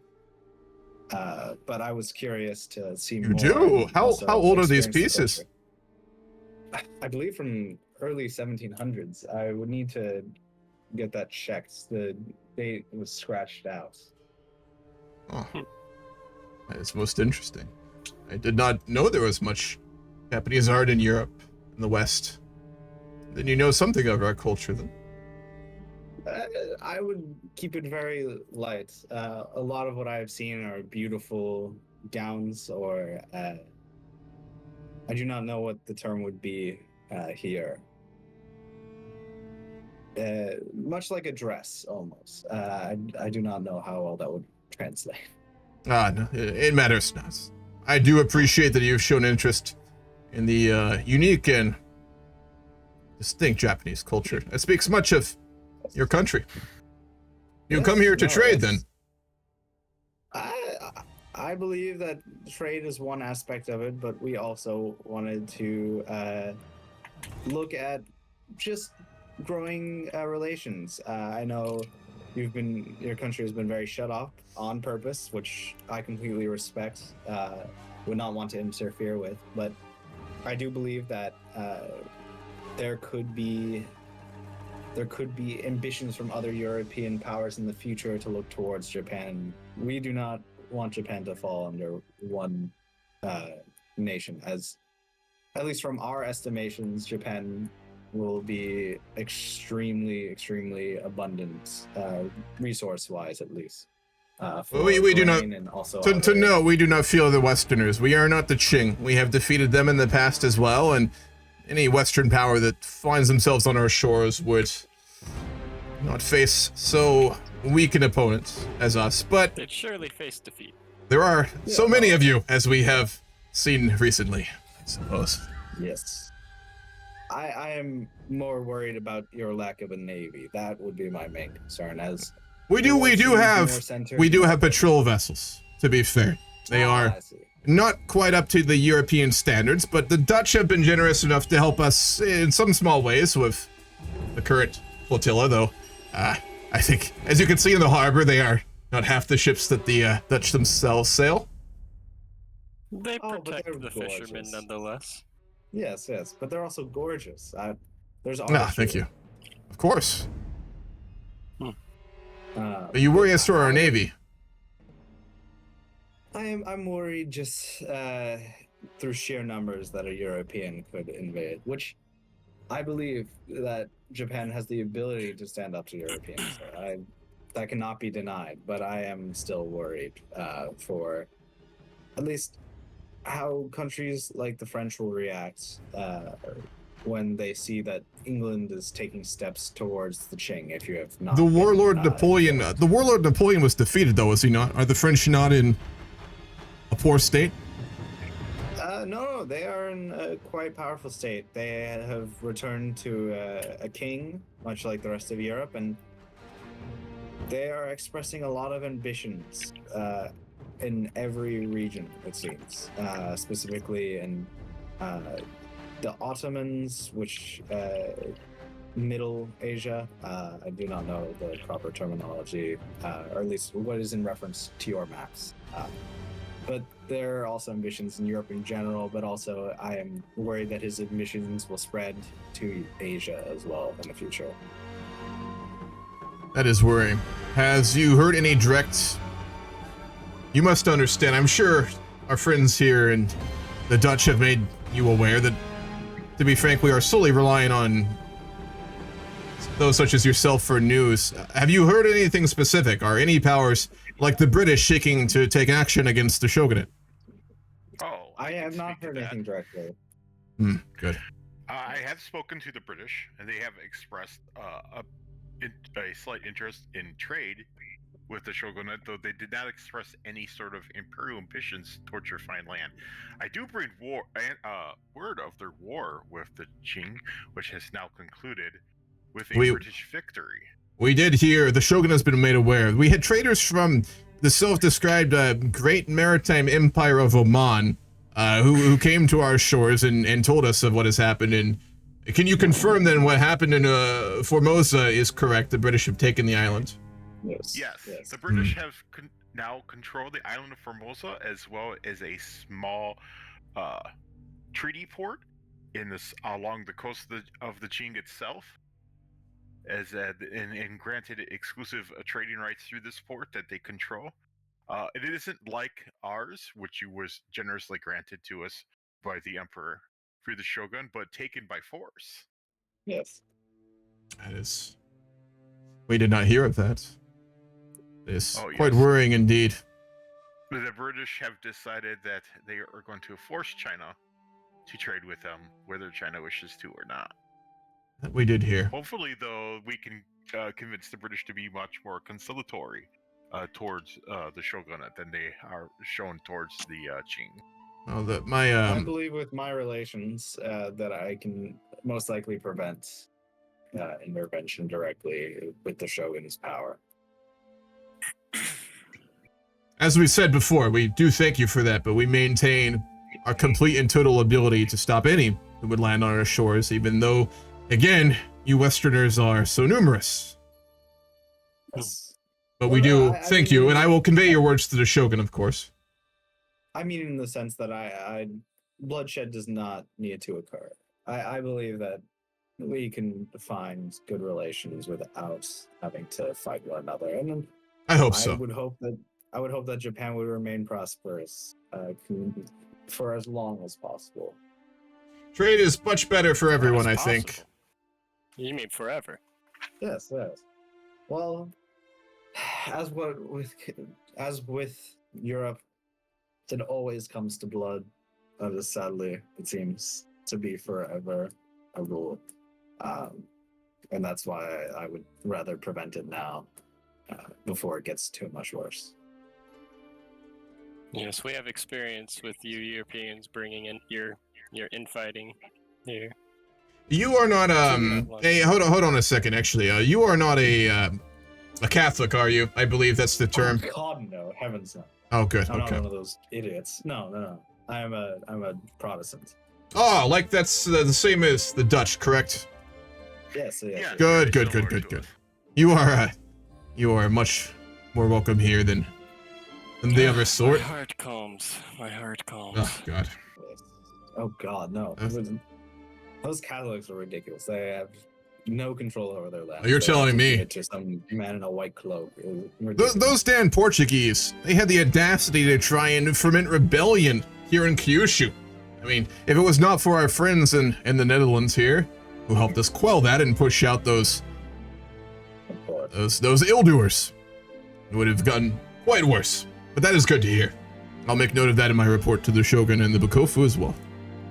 Well, it is good to hear that we all hate the Portuguese, because currently we're also having our scuffles with them, specifically with the discussion over the Congo. But that is not a matter for you. Congo, or another place in Europe.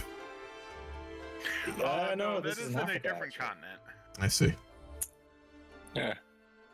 That is in Africa. It's a We do know that. landmass Of course, has a no. lot of We have the map, so, more or less, I suppose. Not like yours, but. Yes. No, but always more detailing, clarification course. is always good between different powers. Greetings, my friends. It is Ottoman. I do apologize, but this is a ambassador. This is a private meeting with the Prussians at the moment. But all envoys are welcome here. Actually, Jay, do you want to go to a separate meeting? Yes. Remember, we could walk over to this port over here, my yes, friend. of course. Of course. Let's walk over here. Welcome to Nagasaki. Sorry to interrupt again, but may the Prime Minister of the Netherlands please talk to me for a minute too about an important matter? Of course, of course. Thank We you. will, of course, return as soon as we can. Thank you, Ambassador. But I do have a request of you, actually. Yes. We have the maps given to us by the Dutch, but my shogun and many of the traders of Japan, for distinction, would like to acquire more. As you know, to get more precise detail is always useful. If you or any of your traders in the future, to send my best cartographers, my best traders to assist you. that would be most welcome, and we would appreciate that greatly. To be able to better map the regions. I did want to open up trade a little bit, specifically dyes. That my nation is in desperate need of dyes and silk. Out of RP, just a heads up, we are isolationist, and I don't know if I can get a save edit for it, so we might be stuck on it for a while. But roleplay, we can trade stuff, so we'll do it that way. Because technically, Japan is trading right now, even in real life history. So. I know it's not a great representation. No, but, it's not. We worked with it. You did Japan before, you know. Yeah, no. Last game I played the Dutch East Indies, and I got a trade port in them, and that was how we represented it. Beautiful. But no. We'll just RP wise, we're doing trade. That's what dyes. We do have a surplus. We would certainly be willing to sell to you. We could certainly arrange that. We are in need of great quantities of wood and iron. If the nation of Prussia has any of that you wish to trade with us. We are extremely bountiful, and when we send you our maps of our resource distribution and how our surveys have gone, at least with with resources distributed, the irons and coal, and I mean, have you any reference to coal for Of course, we are aware of it. We know how to make use of it. We do not have it in large supplies, of course, but we are very aware. Of course, yes. Well, anyway, we'll send our photographers, and we'll try to send more. We'll send more advisors if needed. We don't want to pressure the Shogun, but we definitely want the Shogun to be informed, and all of his daimyos. I think it's extremely important for relations to be open between us, especially with how some of the European powers are acting, specifically the imperialist ones. To make very clear, though, I am a representative of Shogunate. I mean, do not expect ever for your envoys to meet with him, but I am here representing him, and he will be made aware of all that you have said here today. I think of you as an extension of him. Of course. More as, you know what I'm saying, like the ear to the Shogun. Yes. I would hope that you are the same for your own country. Of course. Well, I'm the king. I have to be. The king went all the way to Japan? Yes, yeah. Oh, fuck, all right. Wow. I'm going on exploration for art. Word? Oh. I should have added you in the post. No, I'm checking out all the Oriental or Asian countries. I said Oriental in the post. Is this just a personal trip from the king? Wow. He's an adventurous guy. He's an outdoorsy guy. He likes to hike in Prussia and take multi-year travels around the world. Yeah. He's very direct. Yes. No, that's kind of the point. Anyway, I wish you guys a good rest of your or just good rest of your day. Farewell. I will. Given your stature, I will have some pieces found in Nagasaki or in Kyushu for you to take on your trip as well, befitting Thank you very the much. great artistic and perhaps I dare say even superior artistic culture of Japan. We will hang it up in our home, our personal home, and along with such great other pieces that whatever you may give us, we will of course have. Is what Wonderful. I'm trying to say. We love the art of your country, and we'll continuously. If I might have a request of you, given again your stature, we do have several artists here on hand who do like to make drawings of foreigners when they come here. We have done so of many of them, the Portuguese in the past, so disgusting. The Dutch. Might we have one of the artists sketch you before you leave in your entourage? Of course, that would be incredible. Beautiful. That would humble me and make me so happy. You have no idea. Well, such a important visit needs to be commemorated, and I will have it sent to the Shogun himself so he might know who has visited Japan. This is great to hear. Thank you so much, gentlemen. I'll Very go well. sit with it. Thank you. Good day, sis. Safe travels. You too. Well, thanks. Out of A our king! view, Hamu, really quick, sorry. Mhm. Edbo's discussions, he said that it's, he's gonna do it how the Prussians did it, so we didn't actually talk. He just wanted to, yeah. I explained what the Prussians were doing, and he was like, okay, I'd rather do it that way. So, Like for trade and stuff, guess- or? I think so. Okay. He So- didn't go into detail of what he wanted to actually talk about. Oh, for sure. I assume it's just kind of the same. He'd be getting traders' licenses for Turkish traders, probably Nagasaki, that sort of thing. Yeah. More than likely. I must say, though, if that man is a king, between you and me, these Westerners, the kings, they call themselves kings, but they are no great kings. If this man travels all over the world looking for art, he cannot administer his country. He must be nothing but a lord. Perhaps even below a daimyo. He barely even had any furs on. Strange. Strange! But I'm sure the Shogun will, Europeans are show known that. for their furs. Especially those northerners. Very odd. I've never been here for it, but supposedly when those Russians have visited, they have had a lot of them. They're very wealthy, I'm sure. I don't know, but I trust the Dutch. Of I course. trust their word. They've never steered us wrong so far. And at least he's important. Maybe. Maybe not You know, as important as a king, but My friends, obviously, I feel as though we need to get a better understanding of how powerful these countries are in Europe. The Dutch, you know, they seem to be very powerful, but do you remember the ambassador from the Omani Maritime Empire? He suggested that they were not as powerful as they might lead us to believe. And it does occur to me, let me change this on. That it might be a good idea for us to get some frame of reference on how strong these countries are. So we have a better understanding. To take the word of the Dutch, they are our friends, of course, is a good thing, but we would only be doing our due diligence as servants of the Shogun to find some way to perhaps figure out just exactly how powerful these countries are in relation to one another. I agree. Well, I mean, if the Omani was capable of traveling this far, then they must have quite the force. They must be quite strong. And Surely. I would assume that they're a strong European power, just like all the others. Surely, And if they made it perhaps they here, could and be from what they've said, very they strong ally for us. they absolutely. I mean, their fleet must number in the hundreds. It must be as modern as it get and be fully capable of fighting many other European powers. They spoke of standing up to the Portuguese. They did. And succeeding. So they must be very strong. So perhaps if they visit again, we could maybe use them to our advantage. Would be a good idea. These Prussians, I don't know if they They did offer to Sure, bring us this maps supposed when I king. requested, though, which would be very useful. map. Maps. As I said before, European maps.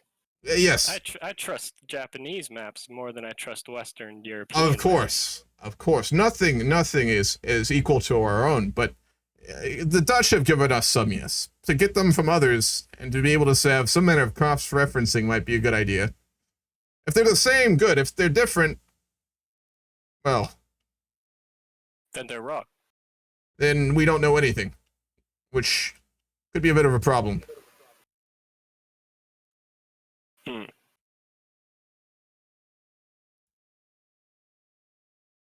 There are a lot of Europeans. Time will tell. There are a lot of Europeans. They just keep popping up. Like locusts. First you Perhaps see it's one just- and you think that, oh, that's interesting, a little inconvenient, but no matter, and then you see another, and before long, they're swarming you. And then they invade the Qing. Precisely. Yeah.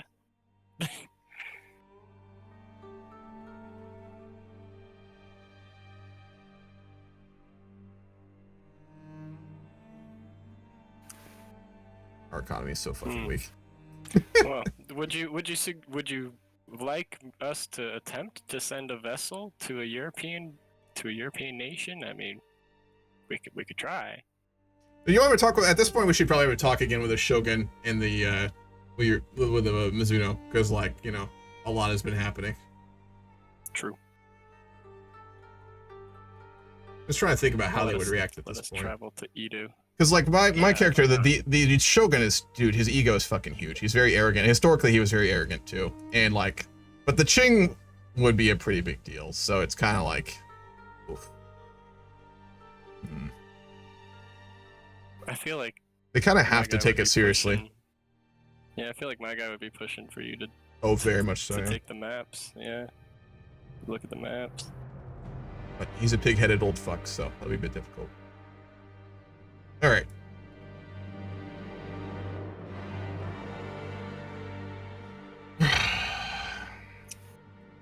Mizuno.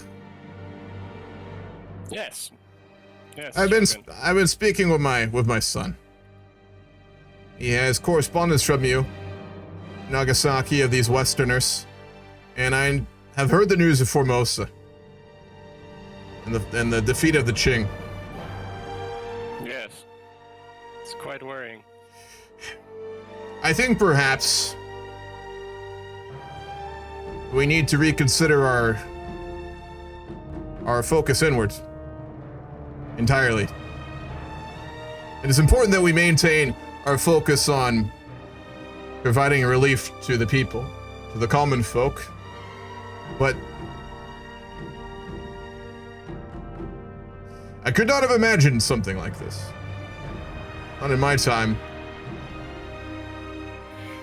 Well, I have word from ports chiefs in Nagasaki who traveled here within the last few days that they were offered some maps in exchange for trade, I believe was the exchange. But it was the Prussians. I saw this report. Perhaps we could use these maps to our advantage. I mean, certainly, it's good to understand things better. I do have the Dutch ones around here somewhere as well, but I think they are well over decades old at this point, at the very least.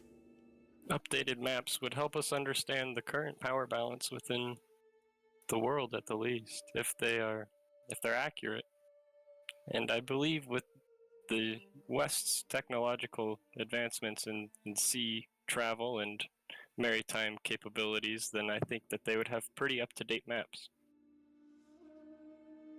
We can't keep doing nothing like this. We must stick to ourselves as we've done so, but we need to understand this situation better. These Westerners, they cannot be trusted. They are not barbarians like those in the north, but they are something else entirely. Mizuno, I think we need to send a grand ambassadorial mission to the Joseon. It has been, I think, over a decade at this point. What do you think? It's been quite some time. Yeah, it could prove beneficial. What would you want to extend to them? Exactly. They are not the Qing. It is a boy who rules there in Hansong, I believe, a child. But his ministers, they will know more. They will understand the situation better with the Qing. They are more kin and hold more love towards us than the Westerners. Be good to understand their relation. I believe they have more contact with the Westerners than we do they not? I believe that they hold a lot more trade interactions with the Western nations than we have, and they've had those relations for decades, longer than us. But I think that is a great plan, Shogun. I can send a writer at once if you'd like. Mizuno, I think you should lead this delegation and send my son as well. Of course, I will make sure that he is safe from any harm. It is key that we maintain our status with the Qing. This is only an ambassadorial mission to the Joseon, and we must maintain our sovereignty and all full rights. Ensure, of course, that custom is kept and proper address is given to myself and the Emperor. Absolutely. You couldn't agree more. What else? What else? Go ahead. I was just going to say, what do you think of how we should deal with these Westerners at this point? I do agree, now that it has happened, that it is important that we did open up Nagasaki, though I had my reservations, as you well know, but you spoke your piece well. It is not clear to me that this was the correct decision. It has brought much danger to us, but we cannot simply hide from it and expect it not to exist still. We need to understand the situation better, but for all these different powers, you understand them better. You've been around them longer, you've spoken with them. Of those that have spoken with us, do you think any could merit some positive status towards Japan? Well, as always, the Dutch continue to be in great relations with Japan and continues to appreciate Japanese traditions and cultures. As for new nations who have come to Japan, I've heard word of a maritime empire or something that calls themselves the Omani. Now, there's not much information on this nation. Some suspect it to be in Europe, while others suspect it to be in other regions of the world. I did have that report from the envoy in Nagasaki. I didn't read too much closely into it. The Muscat Omani Empire, or some such. Yes, I urge you to read it, because it is quite interesting. They speak of a nation that is new, which we suspect is in Europe, that is strong enough to travel all the way to Japan, just like the British. So if they're capable of...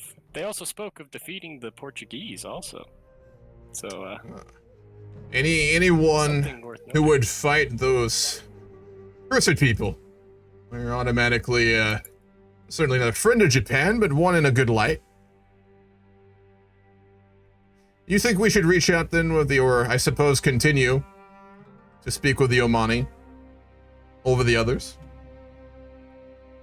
I think it could, I think if their power is as mighty as the word is, as what we're hearing, then yes, I think it could benefit Japan greatly to allow their vessels to trade with Japan. Very well. I think that is the correct course of action then. I will leave that up to you, of course, to handle all responsibilities in Nagasaki, as well as the diplomatic mission. To Joseon, correct? Yes. Very well. Then I shall ride to Joseon at once. Perfect. At RP, I'll roleplay the son, but if you want to basically just kind of, you'd be running it, so he'll just follow your lead. Sound good? Okay, is there a Joseon player? Mm-hmm. It should be.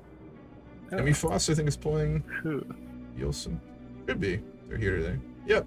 They're all in Beijing, though. There's a party in Beijing. All of Asia's in Beijing. Holy shit. Alright. Every one of them. Well, then we'll wait, because we don't want to go to Beijing. Send a DM. Yeah.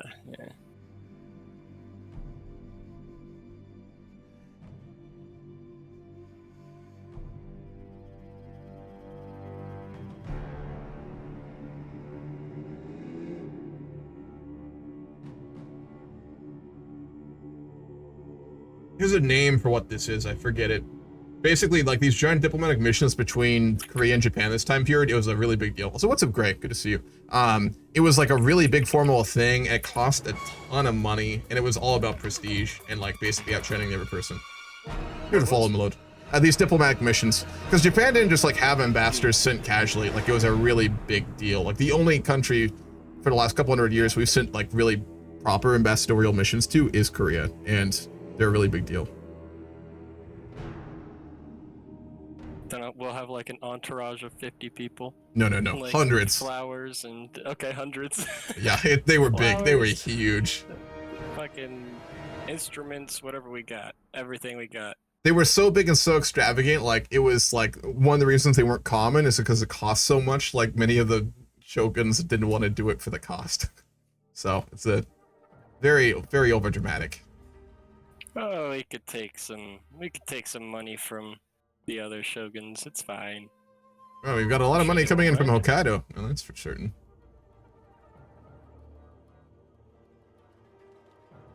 Let's see. DM'd them, but nothing back. So we can just wait on that. That's fine. Yeah. If anything, it'll just give us more information on what's going on in the Qing. True.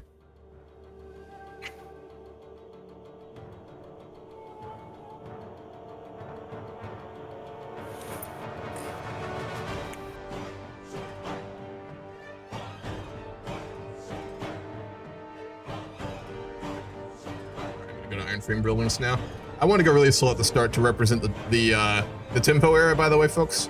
So if you've been watching this economy and just like trying not to fucking peel your eyes out, the reason I've been making us go so fucking slowly is because the Tenpo era is just so destructive. Like mass famine, fires, earthquake.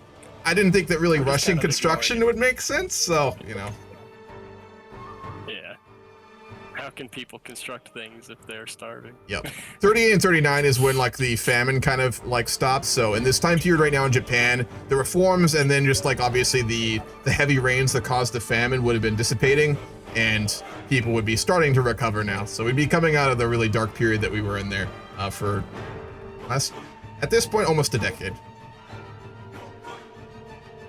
And we're getting a lot of Western technologies at this point too. A little bit. A little bit. It's starting to trickle in. In the next 10 or 20 years, comparison at least. Compared to the past, the next 10 or 20 years, Japan made like an active attempt to try and basically learn. And like, there's a name for Rikoku, I think. Let me look it up. I think it was Rikoku, where they basically had like a bunch of money and people put into explicitly trying to learn tech, you know. But I don't think what is that? Like learn from the Westerners, right? Learn their technologies and then integrate it. Oh yeah. But I think it kind of is happening right now, but it really ramps up in the next decade or so. I think. Yeah. Oh yeah. Right around good old Perry. I think that's about when it happens.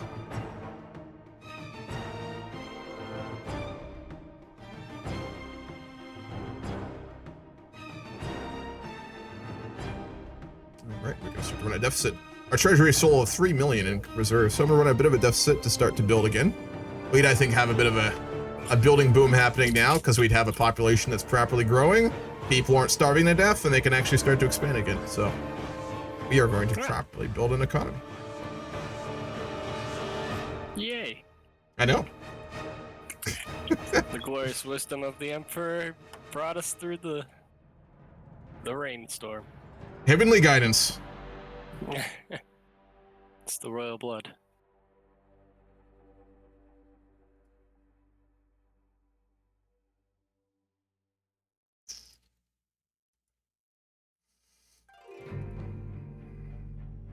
Oh yeah, question. Do we have slaves? Is that even an idea here?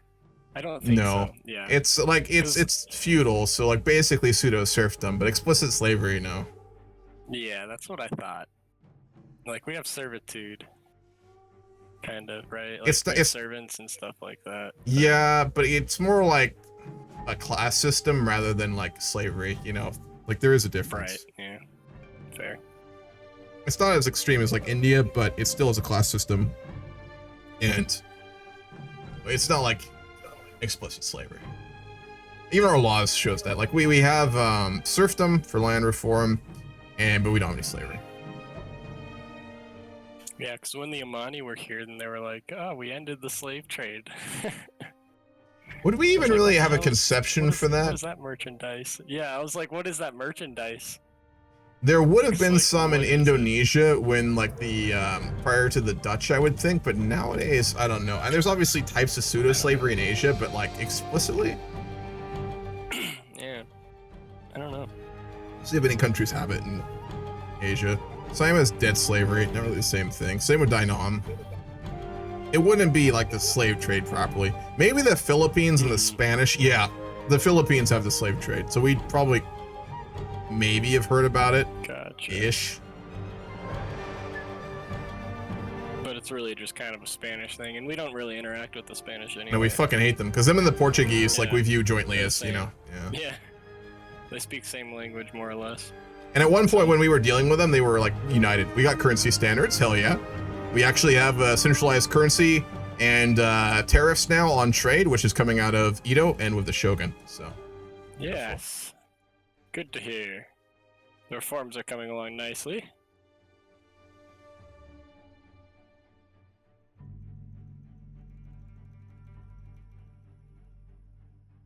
I do want to do stock exchanges, but we really should work on empiricism first, so I'll do that.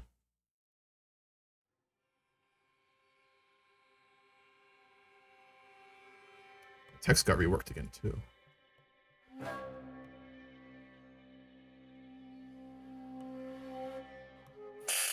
You might have known it for the wars of conquest in Korea.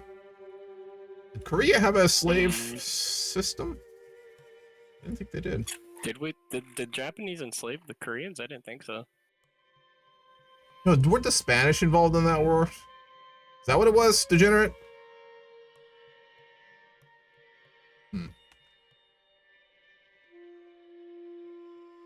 And like it probably would have been a thing like when like the Spanish and the Portuguese were still trading with us, so we would have known about it. It just would have been a while the now. Koreans were the ones using slaves. Korea enslaved Japanese, but it was not a common practice. That was an older school thing though, right? It hasn't happened for like a long time, right, Scythe? From my understanding. Like way back. So I guess we know about it. But I'm speaking more about like the giant slave trade that is still existent, right? Between, you know, Europe and the Americas and Africa, which is huge. Because like we know like about slavery as a concept. I mean, taking people's rights is, I think, something everyone innately understands. But like the slave trade itself was such a different animal, you know? It's like mass movement of so many people. But I guess we'd have a bit of one from the Spanish.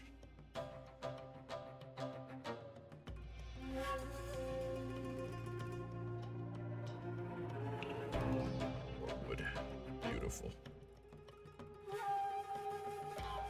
Alright, what do we really need? I also love that we now start with no arms factories. So we don't even make guns and katanas, apparently. Oh, God. As you do. Yep. Still got some sticks and spears. Alright, let's start to work now on iron and then on tools.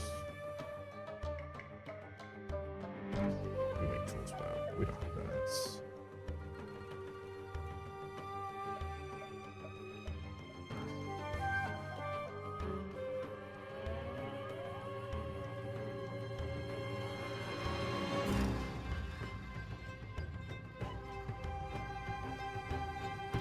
Not sure the game, but I think it lasted until 1800. Okay, gotcha. That recent, damn. That's weird, because from what I read, the Japanese and the Koreans had actually fairly good relations for the last 100 or 200 years or so, for the most part. I mean, the last war, I think, was a little over 100 years between them, right? Jesus Christ, Britain just eating shit. Senegal. Are they? Oh, no.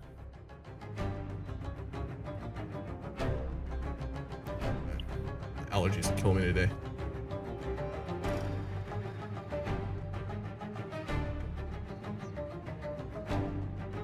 Ask Slavery- them politely to stop.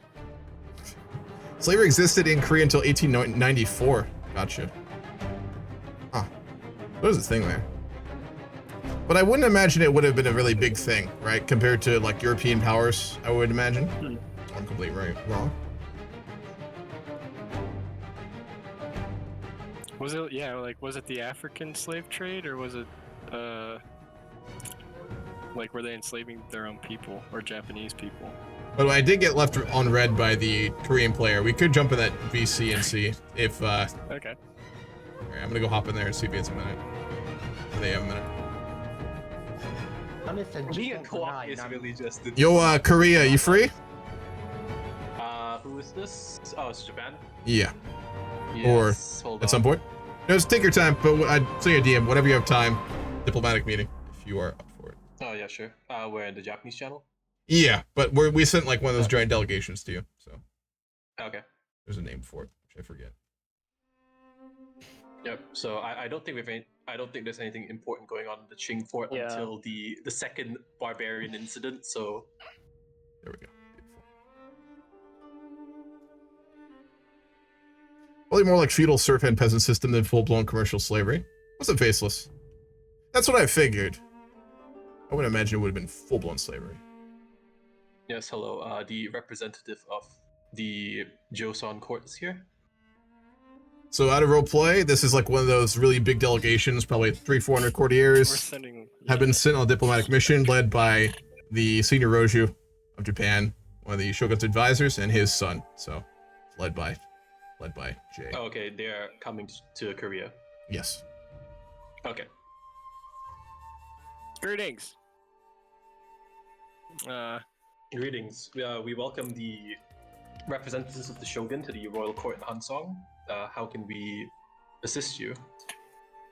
Well, we were hoping to potentially gather some information on the Qing Empire if you had the ability to give us some. We were wanting to understand the situation with the supposed British and that war, what came out of it, and how it's affected both Joseon and the Qing Empire.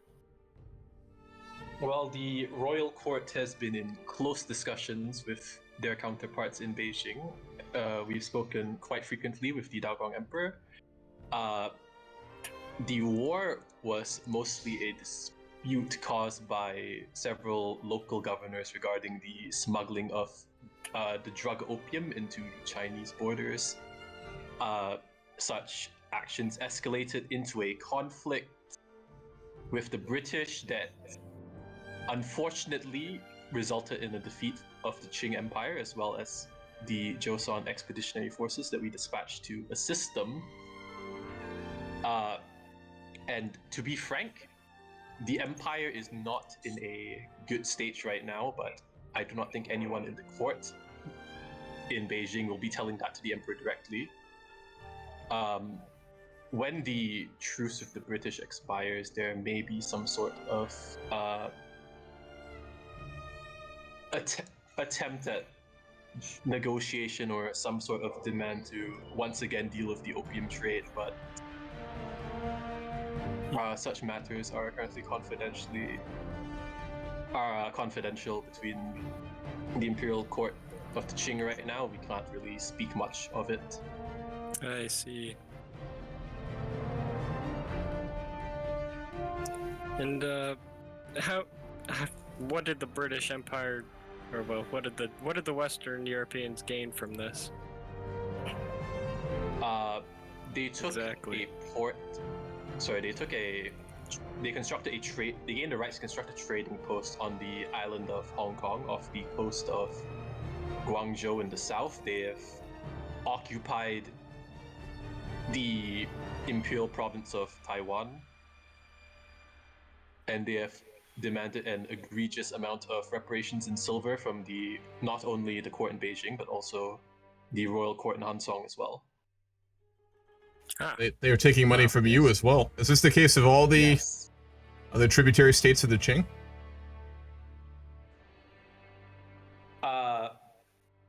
During this conflict, the reparations were only imposed on Joseon because of our enthusiasm when the edicts against the smuggling of opium were issued. We were quite concerned with the problem as well, and we joined the Qing voluntarily, unlike the other tributary states which opted for neutrality in the conflict. So we were punished as a result of that. So you fought the Westerners then? Yes. What are their armies like on land? We know on sea that they are superior to anything in the east, but on land, we were shocked to hear the speed, let alone the fact that the Qing was defeated by the Westerners. Can you tell us anything as to... I mean, we know that they obviously use firearms much superior to us. Yes.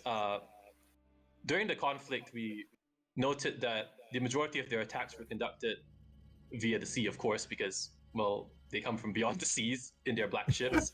The majority of their armies are dressed in brightly colored uniforms. They march in close formation, and they are armed exclusively with muskets that are both much more reliable than the matchlocks used in our own armies.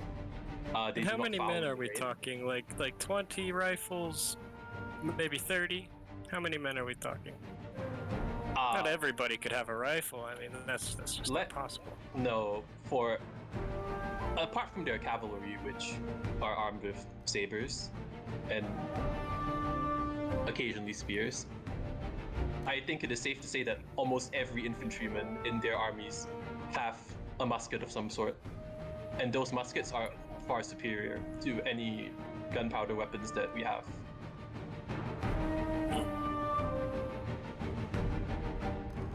Your Highness, what do you take away from this? I have told my father many times that we need to work on the reforms I've spoken to you about many times, and this simply proves that. How many did they land? We know that they took Peking within, I believe, several months. How many men were they able to move across the ocean and land in that time? Well, from the reports of our soldiers who fought alongside the Imperial banners, I would say they landed about 40,000 men in Beijing initially, and throughout the course of, I would say, several weeks to a few months, they landed an additional 40 to 50,000, so almost 100,000 in total. Wow. That is a great force, indeed.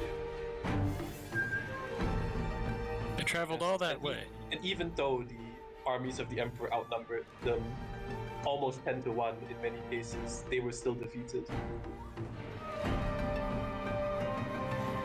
If I might be so bold, we've traveled here, Mizuno, myself, to speak on the matter of trade, of course, but before we get there, if I would be so humble to request it, would the government of the Joseon be willing to grant a detailed report to the Japanese on the military activity and capacities of the British? I would be most grateful if this would be something you would be willing to grant myself, and of course something I will take back.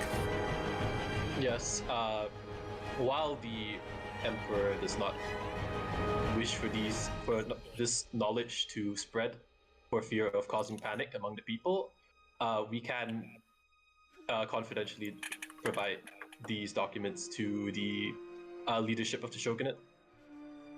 We are most grateful. Provided, of course, these are not released publicly and potentially cause panic among the populace. Certainly not. The populace of my country has many other things to be panicked about, though thankfully it is beginning to recede. I can assure you it will not be outside of the Bukafu and Edo. Mizuno, the other matter, that is something I think you should speak on, not myself. You understand those matters much better. For Nagasaki. Out of RP, what about it? I kind of forgot. Trade. Like, we haven't actually sent a delegation to them, letting them know, like, the changes and what's going on. Yeah. So, it is my duty as an entourage of the Imperial Shogunate that I humbly invite you and your trade vessels to Nagasaki and begin opening relations with our nation. And this would also, in turn, help open a line of communication with us and kind of understand what's going on developmentally within the region.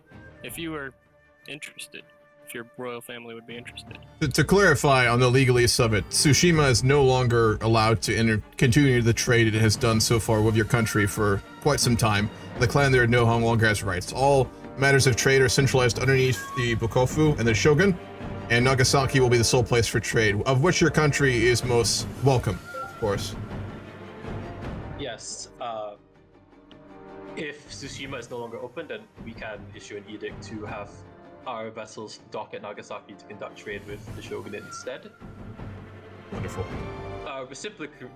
reciprocally, we'd also like to open the port of Busan in the south, just across the straits and near Tsushima, to Japanese traders, if they so desire.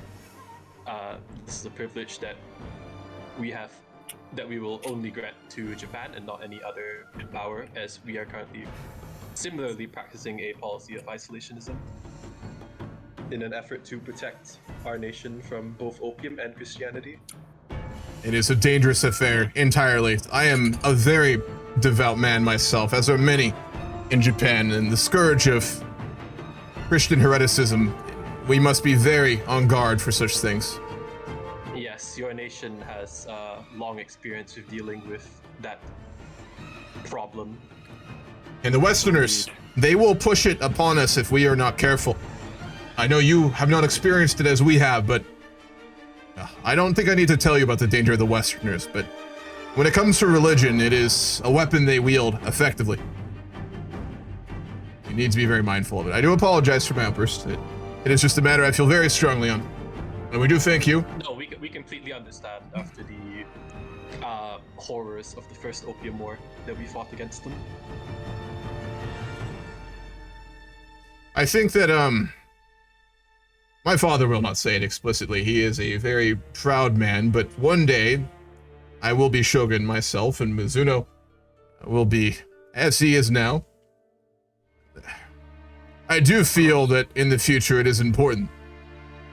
We have had a complicated relationship, and overnight we are not going to change things dramatically. But I am much more comfortable in the presence of a country such as yours than that of these Westerners. Many of them come with big smiles and dangerous intentions, and I like to think that we are at least a little bit more known to each other and honest, and we share a faith, which is something I can place much importance in. Yes, despite the incidents that have occurred in the past, I do not believe that we should hold each other to such negative memories. We should look to cooperate as best we can. The past must be remembered, and Japan will not forget, nor will your nation. But the Westerners, this is a cataclysmic threat to us, both of us. And to retain our sovereignty, to retain our rights, our customs, and our culture, we must look to those most similar. I couldn't have said it better myself. Indeed. My father did also wish to convey, I'm sure Mizuno will have it in the documents, but we did wish to offer exclusive rights to your nation to be almost entirely tariff-free. The Shogun will be placing tariffs on all goods, and to make it very clear, just in case any of your traders may get the wrong idea, trade outside of Nagasaki in the bounds of administered trade by the Shogun is cause for death, to be very clear on that. But we do wish to offer your country exclusive rights to almost entirely tariff-free trade. As a show of good faith. Generous offer. Yes, and the royal court is happy to accept such a privilege. We will not do anything to betray the trust that the Shogun has placed upon our people. That is good to hear. Of course, we have brought many gifts. Many gifts indeed. I'm sure you have some of them. A particular fancy to myself is these Dutch clocks. They've been getting quite around Japan lately, and they are things of beauty. I thought one presented to yourself. I think we brought 3 of us. Are a particular note you may wish to see for yourself. This one was my favorite right here. Look at the craftsmanship, that gold trim. Yes, the Dutch nothing I've seen before. Very excellent craftsmen. And they're very cavalier with their use of gold. Yes, it's very unfortunate though, because they seem to be threatening the subjects of the Emperor in the far south. The Dutch? Yes, some dispute over territorial boundaries. We've heard nothing of this from the Westerners. What is happening with the Dutch? Well, as one of our court officials who recently returned from Beijing told it, there's a Chinese settlement state called Lanfang in the islands to the south of the Qing. There was an agreement between that state and the Dutch over expansion, and that they would both respect the status quo in the region. And the Dutch are currently in the process of annexing many of the smaller independent kingdoms. The Dutch have broken treaties with the Qing? Yes, and the way they state it is much like the British. They do not see the state of Lanfang as equals, and thus they seem to think that they can get away with whatever they desire. That is very worrying. Do the Dutch, like the British, have the ability, in your own military view, to fight the Qing? We are, to be very frank, uncertain of the military capacities of most of these nations. We cannot say for certain, as most of our experience was gained firsthand through our battles against the British. We have not fought the Dutch, and hopefully we do not have to. So we do not know for sure. You have no idea then of their capacities. I mean, Yes. To be frank with you, we have had many of their ships in our harbors before. Most of them are simply trading ships, so their craft and make is far superior to what we have. But there are several times have been what we've been told by their traders to be minor modified partial ships of war, and they are strong vessels indeed. We know nothing of their land forces, but of the Navy, we do know it to be far beyond anything we have seen in Asia. I'm sure you know this, though. Yes, and it is concerning what strange technologies the Westerners have developed. Many of the more religious-minded officials of the court feel that such technologies are an affront to the will of the heavens. Religion and faith and change and technology. The teachings say nothing against this. I do not wish to have a theological debate with you, of course, but how do they justify this?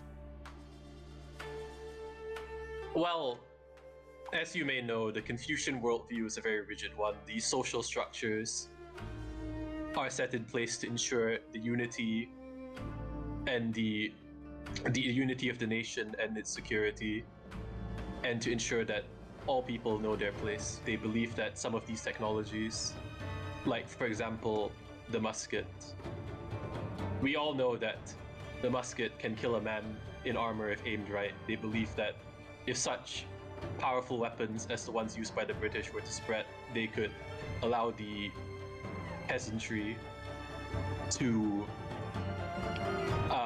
they may encourage the peasantry to rebel or some other such foolish acts.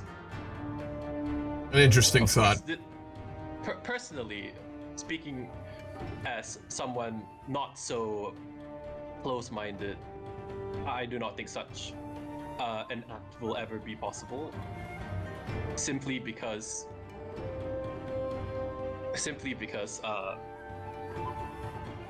never mind. It's not. I understand what you're saying, though. It is of much interest. Is this a widespread belief then in your own country, in the Qing? Well, that is a particular note.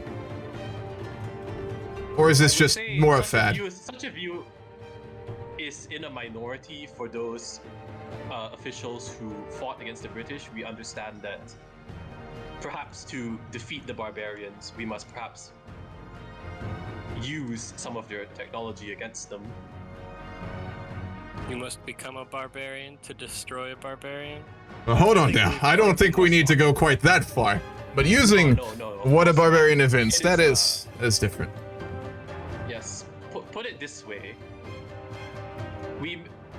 They are barbaric tools, but if they are used for noble ends, does that not redeem those tools in a sense? Of course, and we can be selective. I mean, Mizuno, you would not have us wearing furs and firing bows like the Ainu in the north. I mean, these Westerners, the technology they have is unique, and we need to learn from it. That much is very clear. Absolutely. And I know this is a very, I suppose, delicate question, but I will take the boldness of asking it. Are the tributary states of the Qing making an active attempt to learn from the technologies of the Westerners and share it? For the other tributaries, I cannot say, but there is a minor faction in the royal court here at Hansong that wishes to investigate further into what exactly these Westerners are doing and the secrets and techniques behind their technology. Mizuno, you spoke much of something similar, did you not? I'm sorry? I apologize. I'm speaking with the Daimyo. Yes. We'd had several conversations in the past about a similar idea. An active attempt to learn from these Westerners instead of a passive one, like they appear to be doing here. Well, I mean, did the Joseon recover any of these arms? I mean, you didn't recover any of this technology while you were on the battlefields with the Westerners? It's fairly surprising. Well, we did recover a few of their rifles that we took from them or that we managed to take from them in the battles that we fought, because of course during these battles the Qing won very few of them, so we were not able to have much opportunity to loot and recover their technology. Understandably.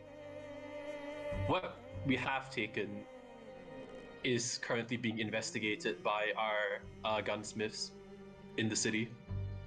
And what makes their rifles so much different than what we've been utilizing here in Japan or the Qing? What makes them so special? Out of character really quick, let me just check what British production method is. So out of character, I think it's... Did they have threaded barrels yet? I think it's a little bit later, right? Musket still? No, okay. Yeah. Okay, so I think there's flintlocks. Yep. Yes, so compared to the weapons and the muskets commonly used here, they do not use the same matchlock firing mechanism as is common in, I believe, the Shogunate as well. Instead, they seem to have a way to fire their muskets without the match, and in doing so, they prevent it from being fouled by rainy conditions. Their gunpowder remains dry and able to continue firing. That is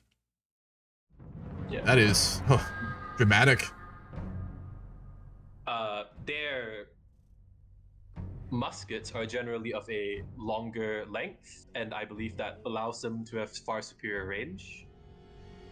We did also, in our studies of the weapons we captured, find that they have, instead of the barrel being a smooth tube of cast iron, that they have these strange markings in between them within the barrel, and we are unsure of their function, but it may have something to do with extending like words, letters, or just markings.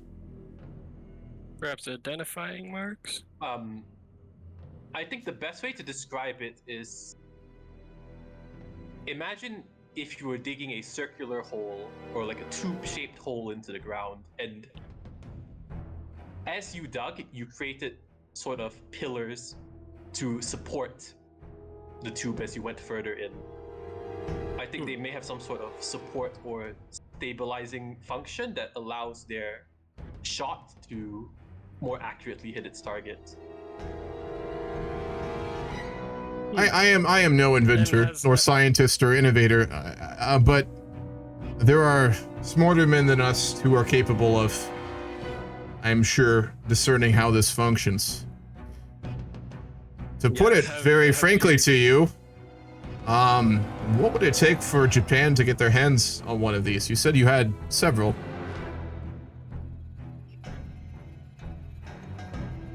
I know, a bold question, but we have to ask. To be frank, at the moment, with how few of them we have, we are not really willing to... It is fine, I understand. Yeah. We will have to... I would rather work with a non-Westerner, but we will need to make, I think, some talks with the envoys of the other Western powers in Nagasaki about this. We had assumed that our weapons were the same of their own make, as again, soldiers do not tend to come with trading delegations there, but we will have to look into this very closely.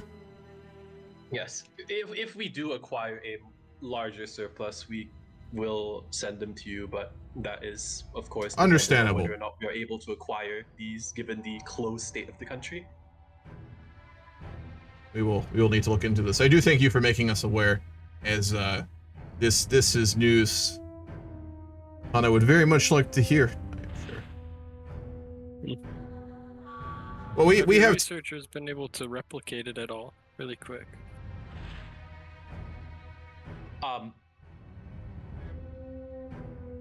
Not in particular. We believe that the technology implies that perhaps they're much more advanced in terms of metalworking than we are. I see. As for our gunsmiths, they claim that to recreate such a weapon would take them many, many months working simply on a single one of them. And as a result, unless their entire population consists of gunsmiths, we do not think it is feasible for them to be produced and given to their soldiers at such a large scale, unless they have some sort of advanced technology to facilitate it. That in itself is a concern as well. What could possibly have manufactured quantities of this size? That is what we are wondering as well. Well, we have much to go and bring back to the Shogun, that is for sure. we have taken much of your time, and the gifts, of course, are yours to do with as you wish. A show of the wealth and power of the Shogunate, and we thank you for receiving us here. I will take all of what you have said back to Tano and speak to him about these very worrying situations. Your candor and your willingness to, I am sure, say much which the court in Beijing would not have said to us is something that I will tell the Shogun and remember myself when I rule in Edo. Of course, we thank you once again for taking the time to come all the way to the royal court in Hansong. We hope you have a safe journey back to Kyoto. Thank you. Farewell. Thank you. Out of RP, I just realized that we're in the Japanese channel. Yes, we are. But I see the to make my own.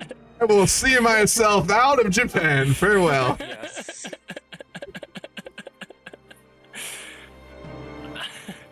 On that note, I'm gonna go to the bathroom, so I'll be right back. Yep, Pissed for like 10 minutes of this Diplo. Yeah, that was a fun one though. I liked that RP.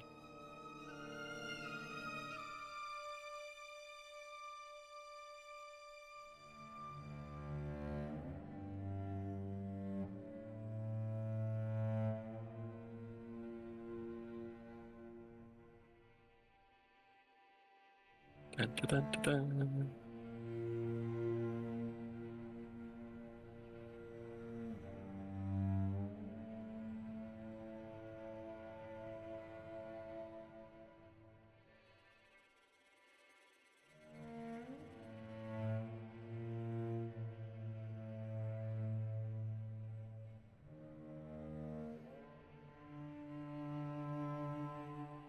Oh, they're having the Congress of Europe right now. That's interesting.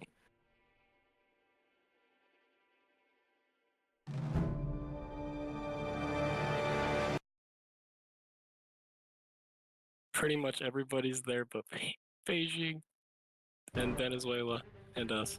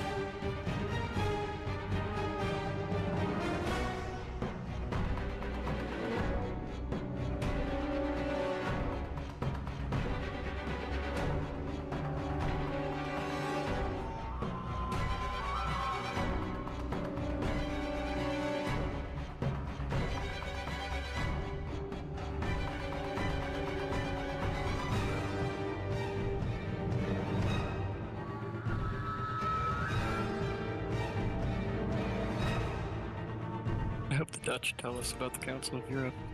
This will be good. 'Cause I'm really curious what's going on.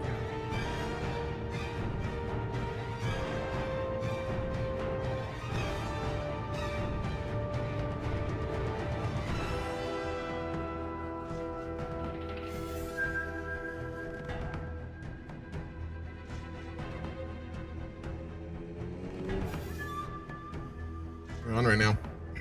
Council of Europe. I know. There is a Council of Europe right now. We don't know about it. We're not invited, obviously. So, what was it called over? I didn't see. I don't know. I didn't look.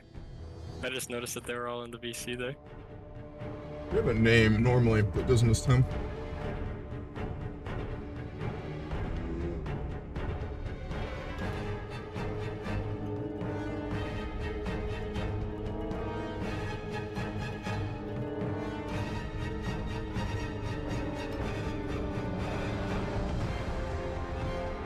Yeah, I have no idea. Yeah, maybe the Dutch will tell us. Gotta hope. Let's hope. Isolationism! Woo! Yeah, because I just saw them in there and I was, dude, the urge to go and listen was so hard. It's rough. Fight back. It's I better wanna if we know. don't know, though, for role playing, because, It's you know. better to, yeah, exactly. But, I'm curious. You know, it'd be a fun mod for Vic 3 if someone modded in like basically EU4 fog of war for any isolationist country at the start, so you have to like get maps. That'd be fucking sick. Yeah, that would be cool. Yep. Be fun. Oh, French and the Russians are rivals. The Russians. Yeah. Has Quasar managed to make rivalries out of every major yet? Almost. He's getting there. I think he's missing Austria right now. Seriously. Soon.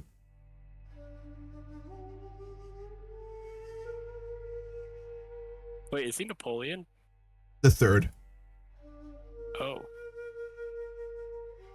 No, he's not. He's actually the Orleans still. That was the family that got put in charge after. So, yeah. The Napoleonists have not been pushed back in power. Also, one thing I want to go over very briefly for you for roleplay and then for people watching as well. For our institutions, we have colonial affairs, we have law enforcement, which I put up to the 2nd level. We have citizenship programs on basic, which is one of the institutions I think added with our mod. I think. For our interest group traits, we have old ways. These people running the country seem to have all sorts of ideas about what the future should look like. Why should we trust them when they're the ones who made the present what it is? We have be fruitful multiplay, because the monks are happy, so our people be fucking. Middle managers, we can't make everyone do everything by the book, but we can at least keep what's done in the book. Someone needs to remember the proper way. So the middle, like the bureaucrats and the shop owners and the traders are very happy with us. Surprising. Well, not surprising at all given recent events. Family ties. In these changing times, we still know the value of a good marriage. Our connections are older than the borders they surpass, the last post alliance, and governments. So obviously this is accurate because Japan during the Edo period was all about daimyo family relations and alliances, like Europe, like all noble groups basically. And that indicates that the daimyos for the most part are happy with us, so good. Veteran consultation, we have treasury bonds. As long as the government can be trusted to pay its debts, putting our hard-earned savings towards flooding the great nation is not only patriotic, but a good investment, so we get very good loan rates off of traders and wealthy people. We're better than the common folk, which means we have a duty to care for them. Their attempts to organize things for themselves are destructive and doomed for failure. And patriotic fervor. So those are our big traits. Only we know what's best for the people. I'm also bolstering the Buddhist monks given our heir is super fucking religious, and the current leader of the Buddhist month is fucking charismatic beyond belief. He is beyond fucking loved. He's a charismatic, inspirational order firebrand, so the religious entities within Japan would be getting a lot stronger with this guy in charge. So I'm bolstering them to indicate that. Also, what's up, Embifus? Joseon. People discussing slavery in Korea, it's a very gray area, but slavery was mostly abolished in the 18th century. The remainder were the nobi class, who were referred to as serfs. Okay, so it was like feudal slavery. Gotcha. That's interesting. But out of roleplay, the way I see this going forward is we're going to probably have a very religious era here. Given that the heir, when he comes into power, interesting guy, very religious because of his trait, And then we have like who would probably be a very close friend and advisor to him, being Heishichiro Oshio, the leader of the Buddhist, like the religious sector. He'd probably be very high up in like the Buddhist and Shinto religious hierarchy in Japan, which existed.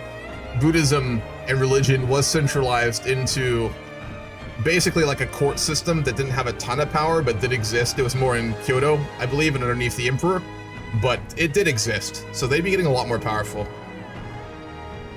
which is interesting. So we might be going more kind of hardcore Buddhist. I mean, that'll be really interesting, actually. Yeah, which, you know, you might think might be peace and love, but history does not suggest that, actually. Well, like most religions. It's mostly, yeah. These almonds down my throat. How people who are a-religious react to people who are religious. Yeah, when you believe something very strongly, you do crazy stuff. So. Yeah. You know, the Buddhists are the massive majority, right, in our country? Yeah. Yeah, just making sure. Yeah.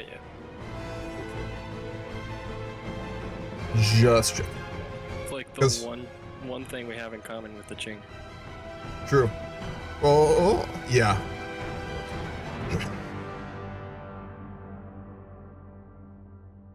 I think Confucianism is still the majority religion, but there's so many Buddhists there, especially in the south. Yeah. The north is more Confucian, the south is more Buddhist. And then Korea is like all Buddhist. So for us, I think it's like 70 to 80% Buddhist.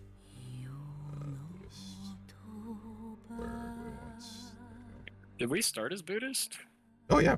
74% of our population is Buddhist, 24% is Shinto, 0.5% is Confucian. I don't think we should have Christians, but we don't.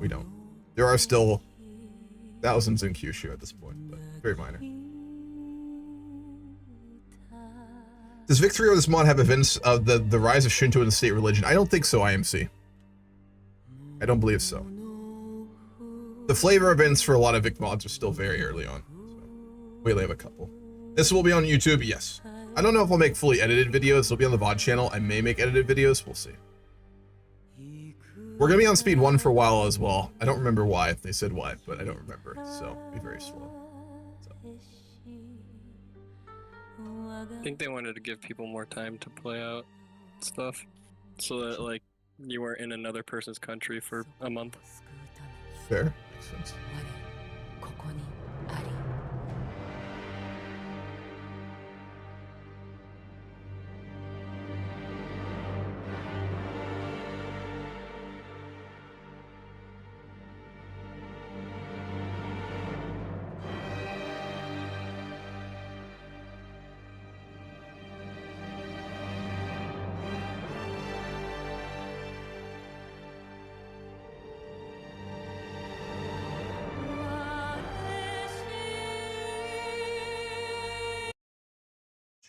So trying to think about laws, like if we'd be pushing for anything. I don't think we'll do any big law changes until essentially the Shogun dies. I think his son would be the one to do really anything major, because we've done some reforms, but he basically only do what he had to. Given that the famine is over, we've started to get more money. Given that we've centralized trade, I think he'd just be like, okay, I've done enough. This is it. I'm gonna just keep doing what I was doing. Except diplomatically, of course. So we'll wait. He did step down. I don't know if the GCs will let us get a save edit to have him step down, but technically, historically, he stepped down 3 years ago. So we could ask for that. That was very common. Gotcha. I know there's no diplomacy going on right now. I just felt kind of bored and alone with no one to talk to during this break. Well, we did want to talk with the Dutch quite badly, so we'd be happy to do some diplo. If you want to do RP, we can. Yes, I know there's a break, but we are happy to always to speak to you this evening, which was Konbanwa. So glad to speak to the great envoys, the Sei Tai Shogun Tokugawa Ieyoshi. How is Tenno Kome? Japanese is getting better, my friend. Indeed. Taking an interest. We've always liked the Dutch. They respected our customs. Me too. important. Good old Dutch. What can we do for you today? What news do you bring? Oh, it seems that Europe might be heading towards conflict once again. Shocking, given your recent history. Yes, I know. It seems that we are always Such a peaceful embroiled folk. in great conflicts with each other. We suffered a little bit in this regard. We're trying to work through negotiation to reclaim a small piece of our former territory, while the rest of it would become an independent nation. We did hear you lost land to the French, which you didn't tell us about, actually, from another party. It wasn't directly to the French. It was to a rebellion in their own lands. This rebellious provinces became its own kingdom and then became aligned to the French. So the French may claim victories that they never actually had, rather than they just came in afterwards and declared themselves as the overseers and protectors of this erstwhile province. I see. Okay. The French like to claim many things. They're an aggressive sort, and they claim lands up to what is known as the Rhine River. I should show you here on this map as their own. They demand territories from the Ottomans to be given over to other nations. They demand many things. We do have more modern maps now. What territories are they demanding be conceded? Just to stay abreast. Here, there's this river that starts in the Netherlands and then runs southward through Prussia and then into Württemberg and Baden. The French see this river as their natural eastern border, but the rest of Europe does not agree with this. It seems that the French are under control. They do have a lot of land in Europe already from these maps, if they're correct. They're rather large. And yet they seek even more land. But it appears that they are somehow, we're not even sure how, that their king is a prisoner in his own castle, and that a radical government seems to be in control of France, making all these unusual demands. A government that isn't a radical government that wasn't given sanction by the king. So it's a civil war, essentially? No. It's just they simply keep their king prisoner. It's vastly different than yours, as you know, as the Shogun was given command of Japan by the emperor. And The emperor still rules. The Shogun is simply a very capable servant. Yes. In this case, they took command from their king. A shogun can do that? Well, in France, apparently they can, but they don't respect their king nearly as much as you humbly respect the Tenno. The Westerners, I mean, no offense here. You seem to not hold very high regard for tradition. I was going to go with values, but the same thing, I guess. The French are known for disregarding tradition. In fact, when that Napoleon attempted his conquest, before they had a king, and they removed that king's head. That we did hear about. Before they went on their conquest, so they rarely respect their own monarchs and rarely respect their own traditions. I don't even know what to say to that. We will be steering very clear of the French, that I can assure you. There's two matters that we wish to speak to you about, I think, today. The most important one is regarding, we have heard, secondhand, which the Shogun wished us to speak with you about, that you broke deals with the Qing. The Qing, well, we did not have an official treaty. There was an understanding that the Qing's vassal would not expand their territory in the Indonesian archipelago as part of this friendship, but they went and did so anyway, disregarding our interests in the region and not consulting with us in any sort of way. So it looked like they just decided in their own reality to simply do as they please, We're hoping that we could still be able to renegotiate some sort of friendship, but unfortunately, this has caused quite a bit of tension between us. I see. And you said they're inviting the French into the region? No, we don't know if they have any agreement with French. This was one of their own vassals who decided to take land that we felt that were ours. I see. One of their tributaries, as you would say. Well, we will be staying out of it, of course. It's not a matter for our own, but we wish for clarity on it. So that is good to hear. We're hoping that we can come to an understanding once again, as long as they are not willing to take any more land in a region that we see as part of our own. The Indonesian archipelago is as important to us as you would say as perhaps Kyushu or Shinkoku is important to you. Well, that is not explicitly your homelands, though. This is the east, and you are in the west. We have been a part of this land for the last. But you are not of this land, to clarify. No, we are not of this land, but neither are the Chinese. And our claims and our territories in this land have been there far longer than that of any Chinese tributary. Well, as I said, it's not a matter we wish to involve ourselves with, but we are glad for the clarity of it. That brings us to the most important matter we wish to speak to you about. It has come to our attention from other Asian powers that Europe has modernized their muskets. We had no idea that those that we used were now quite behind what is being used in Europe, which we had not been made aware of. Yes, there's Europe is known for, of course, our arms race against each other. So modernization of weapons has become a high priority for many European nations. Of course, but one of the major regions the Dutch are allowed to trade with the Japanese is, of course, the information, the wealth, but you had provided us with modern military equipment, and I think that we had expected you to provide only the most modern equipment, or at least make us aware of it.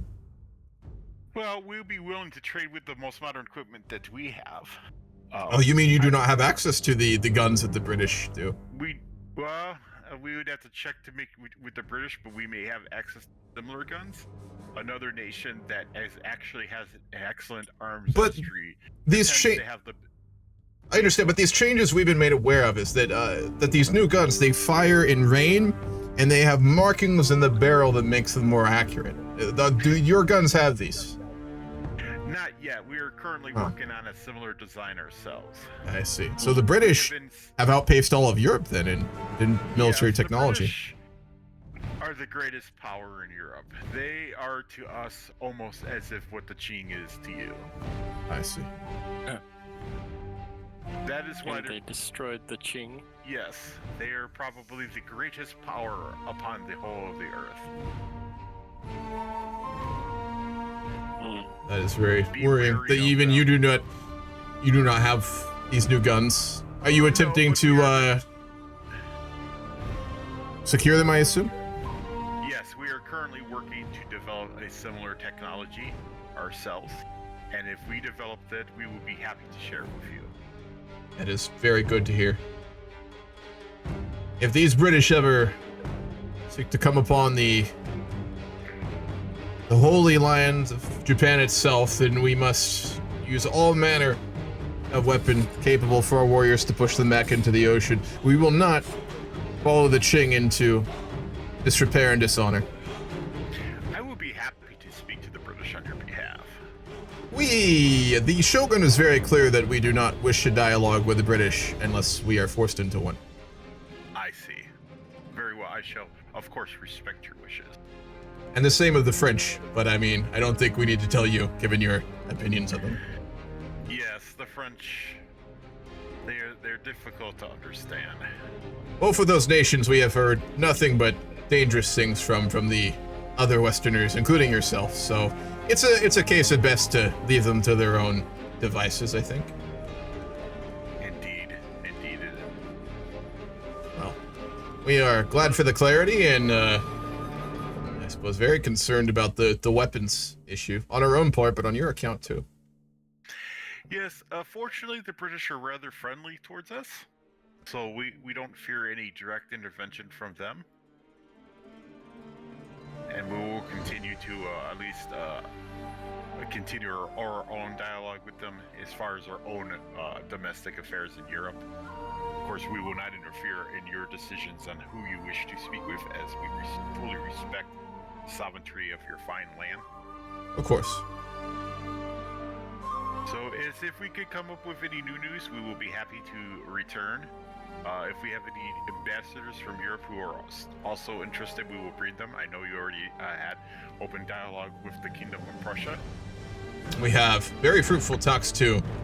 The king arriving was rather odd and eccentric, but yeah, Westerners. We weren't too you know. sure if he was a king either. Was he a king or was he just a pretending? If it's the king, it may have been a king or a direct representative. He may have come in disguise because he so desired to personally experience your fine culture. Well, he said he was the king and he wore a lot of gold, so we weren't too sure. Yeah, he most likely was King Wilhelm IV. Oh, he may have decided to do that to personally experience your fine culture, since he heard so many pleasant things about you. It must be a unique experience to have the leisure to travel the world instead of ruling one's nation, I suppose. What exactly is Europe hearing of Japan? Good question. I've not heard much discussion other than from Prussia. I haven't got a chance to speak to the Russians in this regard yet, but other than that, I have not heard anything. Europe has been so deeply tied in its own affairs right now that they've had little time to think about regions outside of their control, as things are quite tense on our continent at the moment. Oh, that's good to hear. No news is good news. But my apologies, I did not mean to interrupt you. No, that's quite fine. We were just merely released to say that we will travel back to Europe now and attempt to talk to various European powers to see if any others that you wish to talk to wish to visit your fine land. A pleasure speaking with you as always. And we always look keenly for the orange your ships bear when they arrive in the port. Always welcome in Nagasaki and Japan. Well, we thank you very much for your kind hospitality as always. Safe travels back to the west, my friend. Yes, sayonara, my friend. The Dutch don't have these guns. I must say that is a shock. It has always been my impression, and I think that of all of Japan, that the Dutch were among the greatest and most advanced of the Europeans, and it appears that may not be the case. As did I. This speaks even deeper of the fact that we just do not know enough about the West.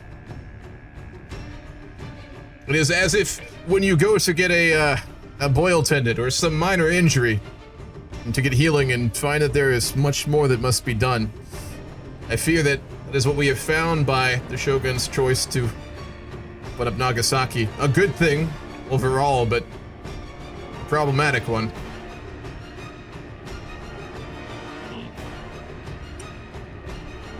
Perhaps sticking to our traditional values and doing what we've done for the last 100 or 200 years will get us through the next.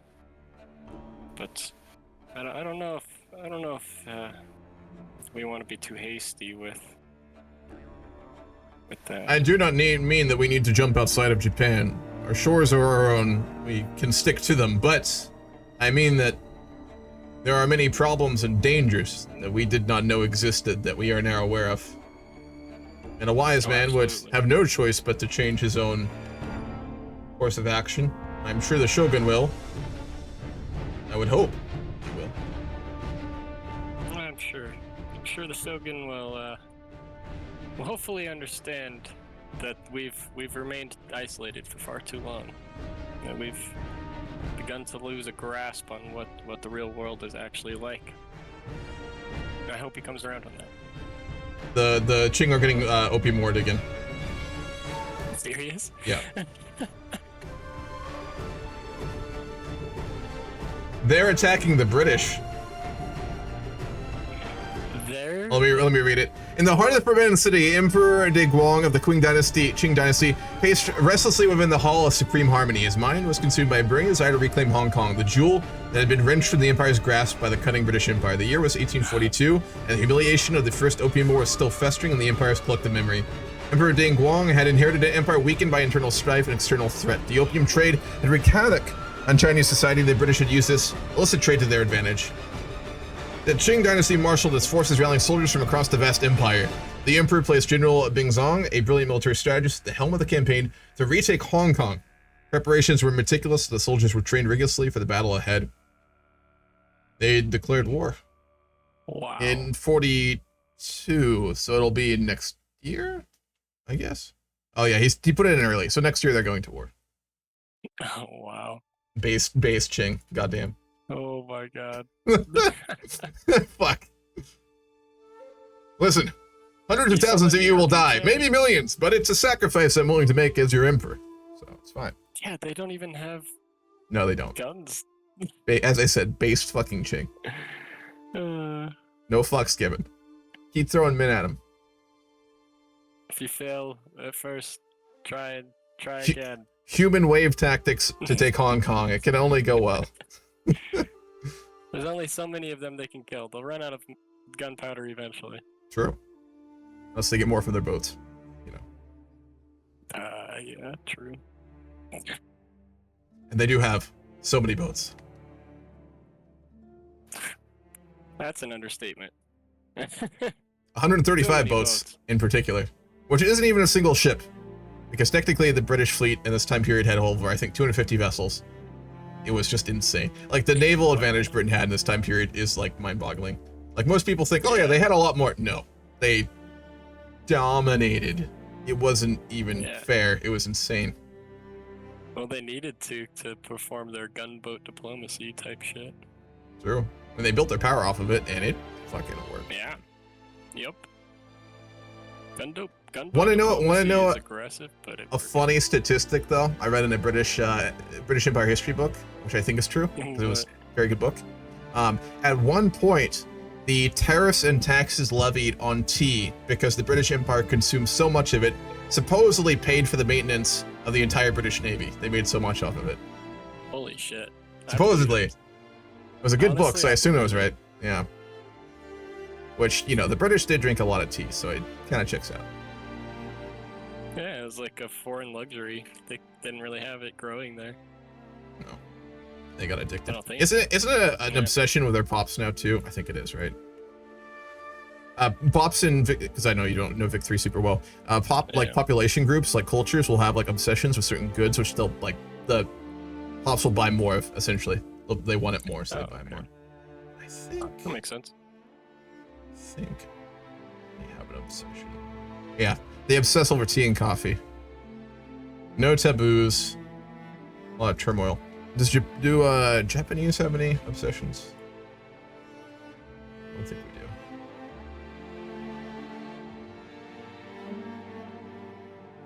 Nope, no obsessions. Hope we're obsessed with no clocks. taboos. Well, no turmoil. Well, yeah, but the nobles are. We really like those Dutch clocks, you know. But. Those Dutch clocks, man. Can't get enough of them. True, they're fucking nice. Do the Ainu? No. Do the Koreans? Let me see if there's any obsessions in Asia. The Qing will have. Obviously, they're now obsessed with opium. Yep. Nice. Koreans don't have any. Coffee fill RP? Dude, I know. Most Westerners are obsessed with coffee. For good reason. It's a very nice stimulant. Gold rush has been discovered in Hokkaido. People from all corners of the earth are converging. They're confident they will discover a great lode. Ooh, beautiful. That's perfect, too, for the Shogun, because he owns all that land, and all those people will be directly underneath his own control. So that's very good for the power of the Shogun. Oh, yeah. Hokkaido gold. The Japanese Dream. A story has been making the rounds about a miner who struck it rich and became the wealthiest man in his town. People in Hokkaido are beginning to live beyond their means, convinced to all be rich soon enough. Sure. Hopefully those people share their wealth with the emperor. Hopefully. They have no choice. No, they don't.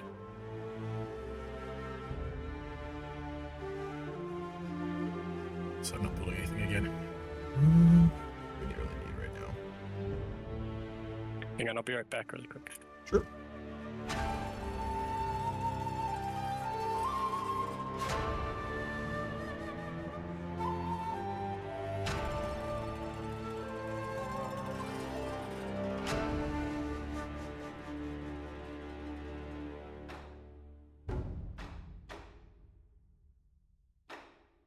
Actually don't mark access in Hokkaido, so I'm gonna upgrade the port down there in the south. I don't know if there's a town name on this. No idea. What are the goals for Japan? In general, roleplay games, multiplayer ones, I don't set big goals, Odie. In general, I want us to just really play out in detail, kind of like, you know, obviously dealing with like the cultural shock of the Westerners' power, and then Westernization, and then all the conflict that'll come out of it. I do have some really fun things I'd like us to do that will probably happen for a lot of reasons. So this will be a pretty spicy campaign if I get to do what I want to. But I don't want to talk about it because I think it'll be more fun if it's a surprise. I may have mentioned it last stream, but this is not the beta patch, no. We couldn't even get it working with 1.4 Remy. Stability wise, we tried to start this last week and we couldn't start last Sunday because 1.4 broke multiplayer is so bad we literally had to roll it back to 1.3.6 to even play. So many people railroad their RP a little bit. Yeah, I won't force us to do what I want. It's just one of those things that is kind of like history kind of demands it be railroaded almost. It's just how you do it. Like there's a couple things in Japan in the next couple decades that kind of have to happen in some form. But overall, I like to keep things very open, and it is very open. We'll just kind of go where the characters are. Like, I didn't plan for us to go more religious than Buddhist, but we are going to go that route. Given our heir and son's religiousness, and like just absolutely incredibly charismatic, popular leader of kind of like the Buddhist sects, we might go very religious, which I didn't actually at all plan for us to do, but we may go that way, so be interesting. I heard opinion with the beta patch is more stable. I have heard not, but I'm not too sure. This game, we currently have 46 players in, and it has been very stable so far. We had one crash so far. Isn't too bad. But this is 1.3.6. We couldn't get 1.4 to even work. The beta, I've heard mostly bad things, but hopefully it's more stable. Vic 3 is really overdue for some proper multiplayer stability at this point. I think by this point of its release, Toy Ford already fixed most of its multiplayer bullshit, which was really bad on launch too. A lot of people forget. It was really bad.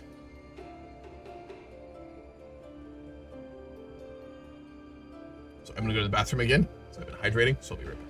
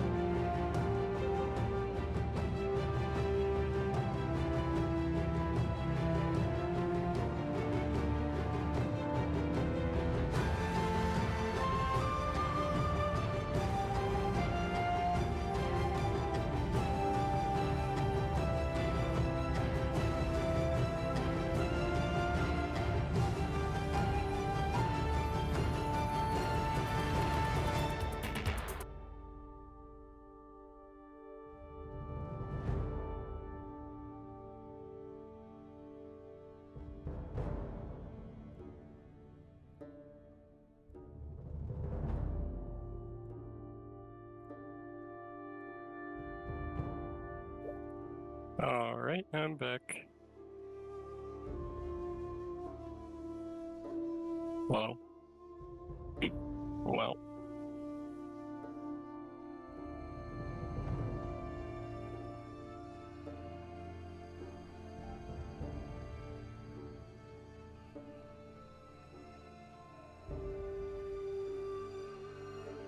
Pricey Boy, yeah.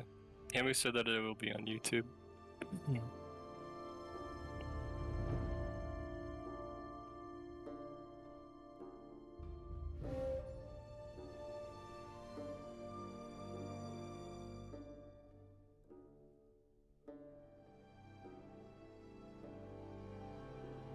Don't know when it'll come out though. I know he wants to do a lot of editing for it. If you're speaking about like fully edited, that'd be a little while. For the VOD, I'll probably try and get that out tomorrow or Tuesday. I can be slow with those because I tend not to rush the thumbnails, so they take a little while, and then I put it off. So, yeah. I need to stop over editing videos though. I've been working on the recent house tours video for 2 weeks now. It's still not done, by the way. I won't have it out this weekend. I thought about rushing it last night, but I was like, fuck it. I put too many pieces together for it. I need to assemble it. Because I went a little overboard because I really wanted to make like a very good like video. I've been doing a bunch of like new skills for like editing. I've gotten pretty good with Adobe Effects. I made some really cool map animations and stuff. I can show you guys one of them at the end of the stream today. It's really cool, but they take so long to fucking make. Partly it's a skill issue and I haven't done it a lot, but partly they're just very tedious. Like, map animation for units. I basically try to do a knockoff Kings in General style on a couple other channels like History March because I really like them. They're really cool to do battles. It's very fun to watch. I was like, that'd be really cool to do for this episode because it's the finale for EU4. And I was like, yeah, let's fucking do it. Holy fucking Christ. Holy fuck, it's so long to do them. Jesus Christ, dude. Like, they gotta have so many editors. Like, oh, hours. Maybe my workflow's not good. But I did some maps, and then I did a bunch of AI shit. It's gonna be a great episode. My favorite video I think I've ever made, but I think it'll probably end up being 2.5, 3 weeks. So, not a sustainable thing. Japan is the same, though. I want to do, if I make these into a series, which I probably will, I want to do really high quality. So, the edited one would be a couple weeks at the earliest, just heads up, if that's what you mean. Anyway, ran over. Honestly, it's best to take the time to do what you'd be proud of anyway, so... True. I started finally doing that. You know. It's your favorite so far, then. That's all that matters. I will show one thing very quickly. Just to give a little idea for what I've been doing. This is not the final version of it, but here's a test edit I did. I can show you guys. The amount of time this shit takes to do. Jesus Christ. Did we just get pinged in Asia? We just got pinged in Asia. Check it out. One moment. Yeah, I'll give it a read real quick. If I can show it. My computer not want to show it? Display. I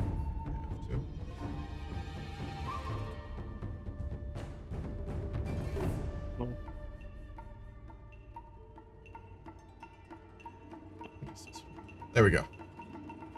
Here's a little preview. This is an early version of what I've been trying to do.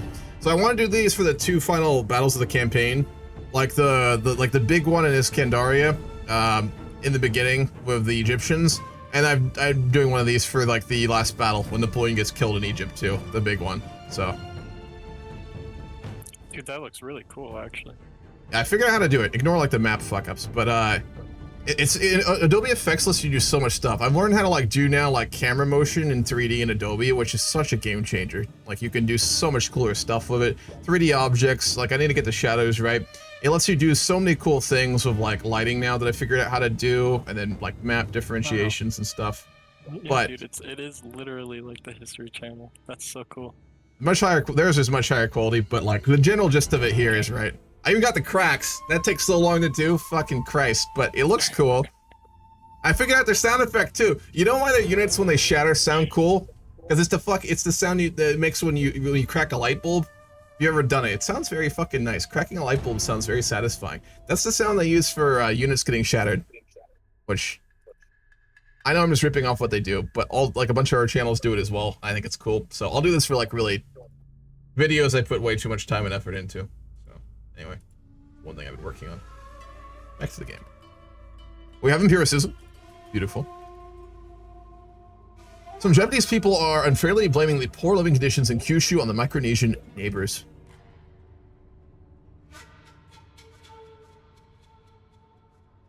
Is it unfair? How unfair? Not our problem. If it's not blaming the current government and the Bukofu, sounds good to me. I agree. So from the Joseon, it was the Joseon who pinged us, by the way. What do you say? They're throwing their weight behind the Qing Empire. Oh, in the war? They claim to understand how the barbarians fight war in the West, and they're now ready to truly drive them out. Let's go. Base Korea as well. Queen is not enthusiastic.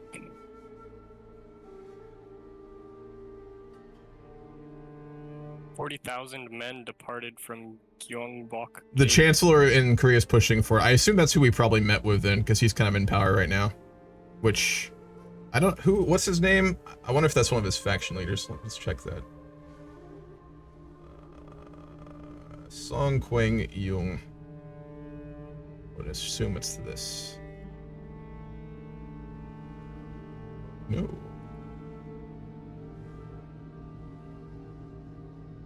I have no idea who it is. I guess it's the opposition leaders. So the common people or the military, probably. Interesting. Well, they are going to full on go to war with the British. Asian Power Dome round 2. Yeah, let's see it. Wonder if they're actually gonna win though. It's doable.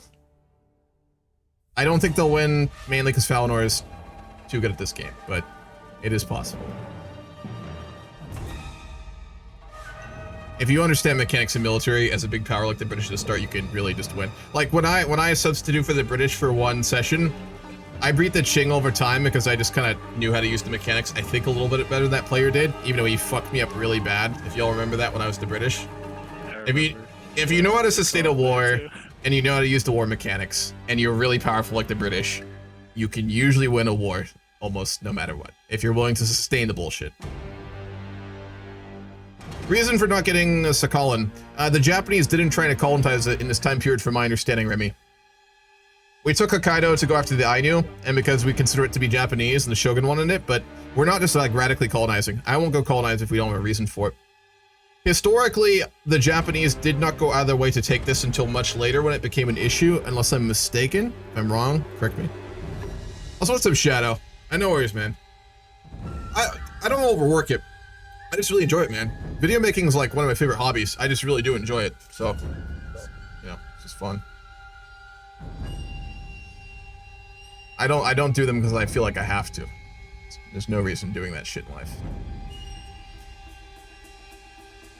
That'd be a job. Correct. And I don't make job money off of it, that's for damn sure. So, it is very much a hobby that I enjoy a lot.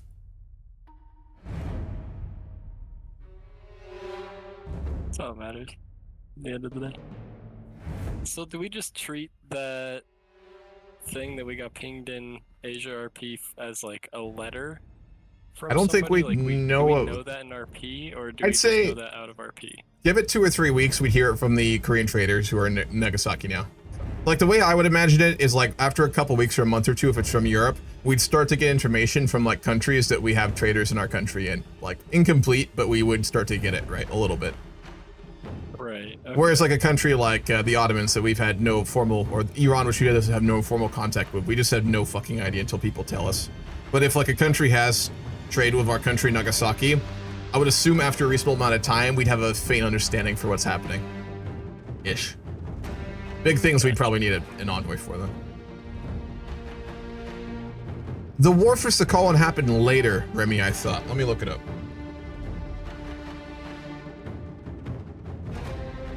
I thought that was like Meiji era when they started to get hostile. It. I thought Japan got it after the Russian. 1905. Yeah, it happens way later. Yeah. It's when the Russians and the Japanese really became hostile. Unless there was a different one.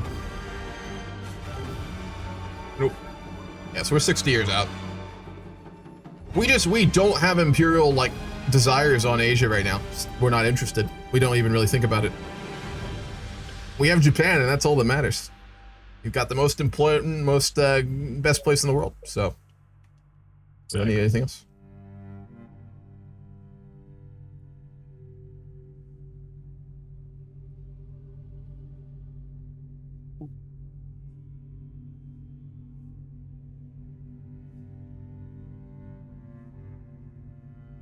What is our trade like? Who are we profiting the most from?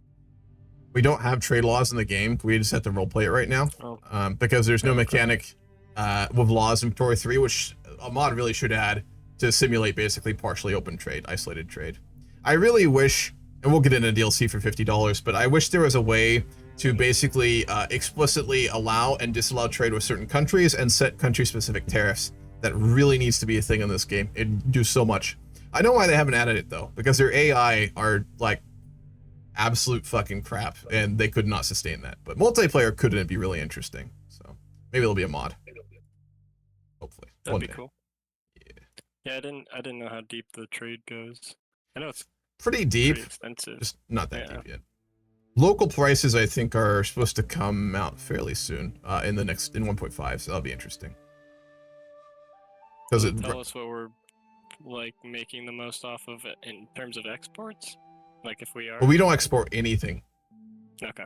Yeah, roleplay wise, the game actually works like that. That's cool. Yeah. Roleplay wise, we'd be importing iron and wood right now from the Prussians, and we would be probably exporting maybe some rice. What's the main thing the traders were buying from us, most likely? Wow, we're in a dyes. Dyes would be big. I guess tobacco and tea. Tea, sugar as well, and porcelain. So those would be the big ones. Okay. We have a huge surplus of tea right now we're not using. We can't do anything with it. Shit, let's just keep working on, I guess, more tools. Actually, we have a surplus of tools. Let's make more wood. That's so I'm not wasting. That's better than a few years ago when we had no tools. True. We actually have saws now in some of our lumber mills. We're really just, you know, doing some cutting edge stuff right here, honestly. Got them tools. Working hard. Building stuff. Modernization. Speaking of tools, let's get more of them. We actually have a lot of wood now. Almost enough. Vic, I'll talk about this for you. I do try and mention like Vic 3 tips for y'all to watch, because I think it's useful. A lot of people don't understand Vic as well as the other games. And then Jay, since you're new, one thing. Yeah, so I can give you like a whole overview tonight when I'm not streaming or something, or I guess I could stream it too if people want to listen. But I mean, I know a little bit. Like you've told me a little bit, so I kind of know some. But sorry, go ahead. I completely lost my train of thought. Where was I going with that? Something with trade, I think. Something else. I'm on like 2 hours of sleep. And sleep again. brain, no compute. I forget where I was going with that. It'll come to me in like 10 minutes when we're in a Diplo conversation. I'll have to wait. It's fine. Yeah. Write it down or something. What's what I do with tools? Brain fart moment. It's fine. I'll come back. Sorry. No, that's not you. That's me. That's my brain. Don't apologize for my brain's failings. Well, I mean, fair. Need more iron. Need more tools. Developing for a country like Japan at the start is so different. I'm so used to playing countries like Prussia and stuff, where you have so much at the start. Well, not so much, but you have an industrial base. So a big thing with this game for most countries, because, I mean, you can play the big powers like France, Britain, and Prussia, and they're fun, but after a while you want to play a country like Japan, or really, you know, a tougher one like Colombia or Iran or something. In the beginning, you have to industrialize. and I really dissuade people from metagaming industrializing. There's ways to metagame it. I'm not going to talk about them because I think they're fucking dumb. There's guys out there.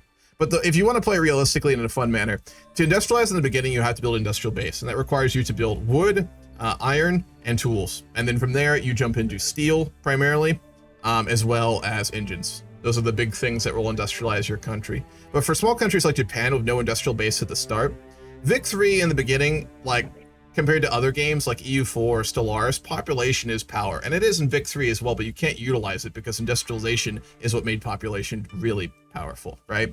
So in the beginning, you have to industrialize and you have to make goods. So for us right now as Japan, we're trying to build an industrial base. Whereas a country like Prussia at the start will start with a bunch of iron mines, a bunch of coal mines, some steel works and stuff they can easily kind of go off of because industrialization went at almost an exponential basis, quicker and quicker.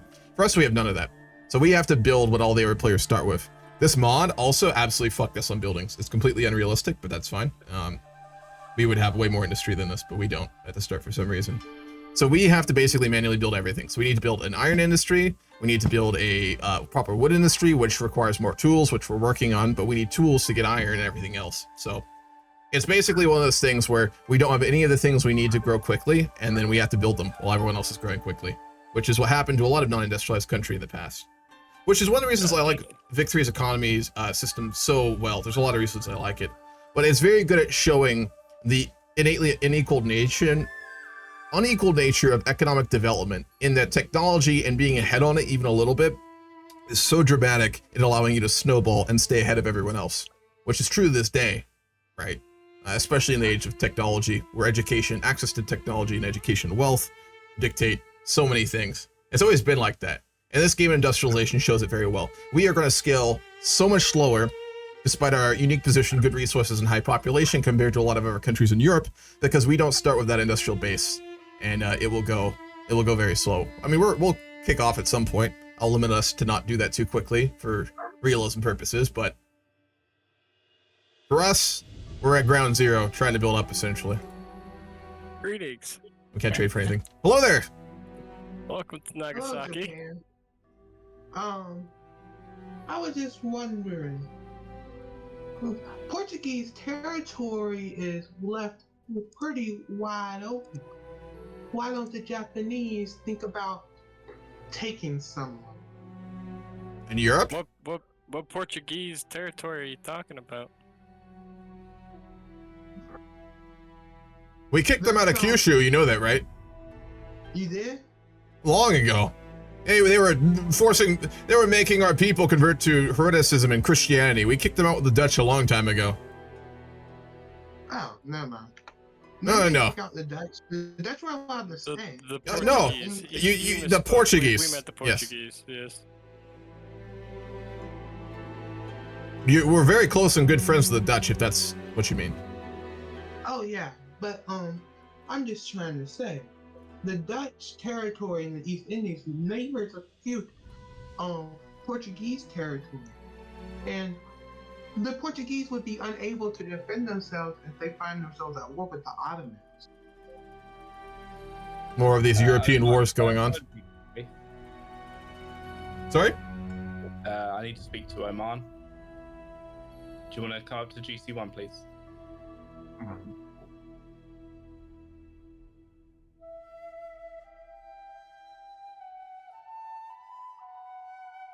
Uh-oh. Boy. I don't miss that shit. Yeah, we would not be interested in that at all. We have no ambitions in Asia right now. So. Greetings. Welcome to Nagasaki. It was the Prussians. We got more people. Hello there. There are a number of delegates here. A lot Very of people here on this vessel. Very This is different what you mean by the dress. Europeans just I've keep come to bring multiplying. Ohio gozaimasu once again. Assalamu alaikum. Greetings. Say What hi is this? to Bonjour? Shogun Tokugawa Iyoshi. I have brought several delegates from to Welcome. speak with you. Once again, I have brought the Prussian ambassador, and I have also brought the ambassador from the Ottoman Empire. The distinguished envoys of the Dutch are always most welcome in Nagasaki and Japan. We thank you. Envoys brought here by good friends of Japan is always a good thing. What brings so many of you Nagasaki. Well, Armand, you can go first. thank you Out very of much. RP, I just need to and, speak to the Dutch. I'm gonna leave now. Oh, okay. I'll leave. I can. Yeah, I'll be right back. Shogun, if I have a quick private we will meeting, I treat shall your friends return. very well. Of course. Where would you like to meet EAC? I'll make a channel. Okay. Well, the Ottoman Empire is, of course, always a friendly nation towards all cultures in the world. And when we hear that esteemed Japanese nation starts to open itself up, we were more than excited to get to know your lands, your culture, and your way of life. You have a very different dress than the rest of the Europeans, I must say, and Of course. I more think similar that, to the Omani ambassadors, the Muscat Empire, I believe. I think the name they gave us. Indeed, they are part of our protection, my friend. Protection? Their Of course, we protection? protect them. We protect them. We protect a lot I of thought people. they would have protected you. Allies, or are they good friends of yours, or the very good type of friends? I wouldn't say friends. Let's say that we are protecting them for some benefits. I understand. Very good friends of yours. Much how the people of Ryukyu are very good friends who pay proper respect to Japan. I understand. What I feared from Japan and what fascinated me and the Caliph of the Muslim world is the fact that you are a very disciplined people with a lot of conservative values. You stick to your values, and that's something that we Ottomans also share. So I think we have a lot of in common. And yes, You are Muslim, yes, like the southern lands in Asia, I believe. Yes. There are a lot of Muslim people in Indonesia, my friend, as well as, I don't know what you already get to know, but yes, probably in the Indonesian area, in the Dutch East Indies area, excuse me. I will put forward very clearly, to start off with, that the Shogun in Japan is very wary of other religions. We have no issue trading, such as with the Dutch, with those who hold other religious values, but we have had bad experiences with foreign religions in the past, with Christianity in particular. We are very wary. So a word of caution. If you put diplomacy and trade before all else and religion stays out of things, we will have no issue. Of course. Well, as the Caliph of the Muslim people, it is of course our, how should I say, our duty to take care of all Muslim people worldwide. But we aren't here to spread our religion like others would do. We are here to get to know you, and of course, one day, discussions, productive talks about our way of lives would of course also be appreciated. You are welcome to travel all throughout the city of Nagasaki, though you and your envoys may not go outside of it and experience the unique and distinguished Japanese culture. I would have a question of you. We have never had any from your region of the world know your nation in Japan. Before you leave, might you give the honor to one of our artists here in Nagasaki the chance to draw a sketch of you, envoy, and some of your distinguished guests for the Shogun and for our people? Well, of course, but please take me from my chocolate side, okay? I need to fix my fez real quick on my head. No, it's a very unique, very bright colors, I must say. A lot of red. Of course. Can I gift you one? That's actually a gift from the Caliph of the Muslim world. He wanted to give you a fez, one of our beautiful collection. We give that to our military officers after they graduate in the military academy. I see no reason why not. One of the sets. They are very bright looking. A very an odd thing indeed. It is something different. We cannot receive a gift without giving one. I suppose I would. Your hospitality is a gift enough, my friend. But I don't think the Dutch clocks would be quite fitting, given that you came with the Dutch. So a sword, perhaps. I have several in my collection. Sword. We love swords. Families of tradition. You. I don't mean any of the. Not of the distinguished blades, but one of a fair makes. something reasonable to be gifted. None of the Okay. distinguished Understandable. blacksmiths, of course. Of course. This would be said in Japanese, you would understand it. Well, yes, sword. Absolutely. We can have one. We can have one found for you. A fitting gift for such a fitting gift as well. I will have this into the Shogun. I'm sure he will be interested with it. We can have a suitable gift brought to you. Just allow for a day before we can have it. We were not prepared for this visit, nor such fine gifts. Thank you. Much appreciated. I love swords, I love gifts, and I love your hospitality. It is an important thing in You Japan. love gifts. Sounds like a very Western thing. Do that you- all have in common? Do you bring any news? You forgive me, but traders, when they come here, they tell us of the world where our ships may not sail, and unique perspectives are always useful from the many varied cultures and countries in the world. The Ottoman Empire, is there any news from your nation or the world, or anything that would be of interest to a land that does not seek it out? Well, our empire was in the brink, and I'm gonna be honest, of declining, of collapsing. We had a lot of enemies on our doorsteps. But with our faith, with our belief in God and our religion and our strength and our traditions, we managed to break all inside enemies. We managed to gain our strength back, my friend. And I think I'm not exaggerating when I say that our nation will hit a golden age from which the East shall as well profit. Inshallah, my brother. What is that? What does this mean? This means that with the help of God. No. We try and keep that out of these meetings. It is very important in Nagasaki that religions stay very clear of things. The Dutch not tell you this.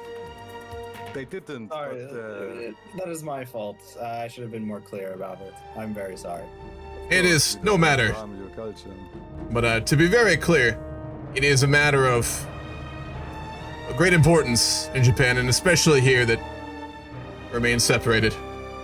It is why we have been very close in the past. Yes, of course, we're respecting this, but since your esteemed friend asked the question, I understand. I needed to answer. You have overcome much then. You are a nation that has seen rebirth. We have seen something similar in recent years of our own, underneath the guidance of the Shogun and the Emperor, but nothing quite as extreme as your own nation, it seems. Indeed, many people called us the sick men of Europe. They recently stopped to call us so, and we are waking up. We are waking up, and we will write history with our partners together. The Caliph, who rules, he is like a king, like the other Europeans then? We are something very, very different. We rule over all the Muslims in the world. They are all respecting us. They are all praying for us. They are all paying us from their own will for protection. And we are not only protecting Muslims, I need to add.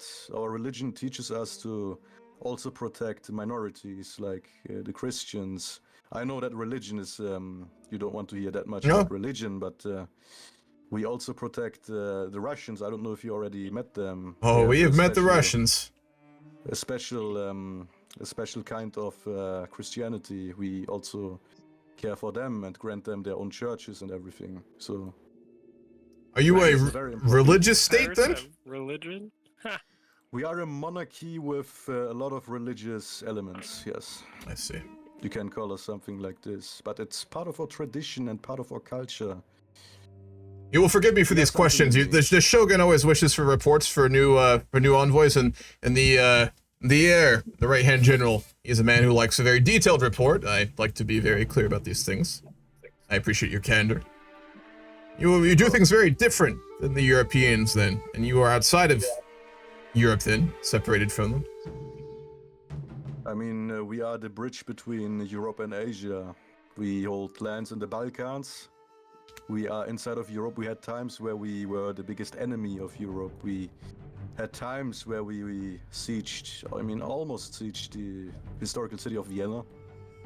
And now we are the bridge between East and West, my friend. And is there anything else you want to know about our geographic situation? No, we have the maps, of course. We have seen your nation on maps. I have seen them, and many nobles now have seen them, including the Shogun. But it's always good to have the details filled out. Borders can only say so much. Indeed. Speaking of which, I wanted to offer one of my generals to come and try to help the Japanese understand modern military tactics from Europe specifically. Although we know you are perfectly capable of protecting yourselves, we think it would maybe be a benefit to learn how the enemy fights. We appear to need to learn this based on the actions of the British in recent times, but for this, I would have to send word to the Shogun. I am in no place to accept such an offer, but I can send word to him about such a thing. Are your armies fitted with this new rifle that the British have used against the Qing? The one with the notches in the barrel and the guns that can shoot in rain. Yes, I believe we use similar weapons, of course, of our own design, but very similar in nature. We are very interested in learning such a thing, as the Dutch appear to have been. We mean no offense, as we know that their delegates are here, but last we heard they did not have this technology in particular. Well, with all things in Europe, progress moves at different paces, and I would agree. I think they're focused on better things for themselves, which, in their position, I think is the right move. But yes, of course, we'll lend you it, and you can disassemble it and get a great grasp on it. Let's see. I will send word of your offer to the Shogun. It is most interesting to offer one of your military staff to teach us the ways of the Westerners. We have heard that they fight very differently than us in the East, and I know that the Qing are trying to learn their ways very quickly. It is a very generous and good offer, and I'm sure the Shogun, regardless of his answer, will be very glad to hear of. Of course, we simply just want to help the Japanese come into their own and avoid any monstrosities that may arise from the West, especially with, I do not know if you've been informed, but a Napoleon, another, has taken his place on the throne of France. We have heard that the French have walked away from the, what do you call them, the Napoleonic Wars, as strong as they were before. He is of the blood of Napoleon? Yes, he's his, I believe he's his grandchild. Or, I think he is the third. I could be wrong, though. He is his nephew. Nephew, there we go. Thank you. But it is becoming increasingly more concerning, and with how ambitious they were in Europe, I am more worried that they will be even more ambitious in the rest of the world. They are also Catholics. Oh, we are aware of that. And the Catholics. And the Catholics seek to expand their religion wherever and whenever they can aggressively. We remember. Yes. Japan will never forget what happened with the Portuguese and the Christians. We are very wary of both the French and the British, as both we have been warned about by the other Europeans. I have spoken much, though. My friend here, anything you wish to comment on this? On the Napoleon? Any of this? So much new information. How long will it take for us to receive your version of the firearms that you supposedly have? I believe we could bring some. I believe I could get some pretty quickly. It depends on how long the boat will take, but I believe it will be 2 months at most. That quickly? Yes, that for us, I believe that is quickly. but we will send it almost immediately. So expect it soon. Soon. We will await it. Is there a price that we have to pay for these? No, I believe I may have some guards that are stationed on the ship that may have something, but guards. Yes, just in case we are ambushed while traveling. Not, of course, not for the Japanese people. It is a long journey from our homelands to your fine land, and we always have to be prepared against piracy as we circumnavigate the Gulf. As long as you honor the city of Nagasaki and do not bring armed men onto land, it is no issue. The ships are your own sovereign, right? Yes, yes. However, if you were to bring one of their weapons into Japan, I am sure that the Shogun wouldn't be opposed. Well, we can Just have for one of us my to look guards bring it. I believe they're well trained and they can show you exactly how it works mechanically. Well, no, we don't want your guards to necessarily do that. We just want what they possess. They carry. If the guard wants to come off the boat with the rifle, I'm sure an exception can be made in the law. I'm sure the Shogun would understand. I don't want to get into any sort of... No. So it would be I can assure you the Shogun would make an exception. Okay. Well, that would be great. We'll leave him here.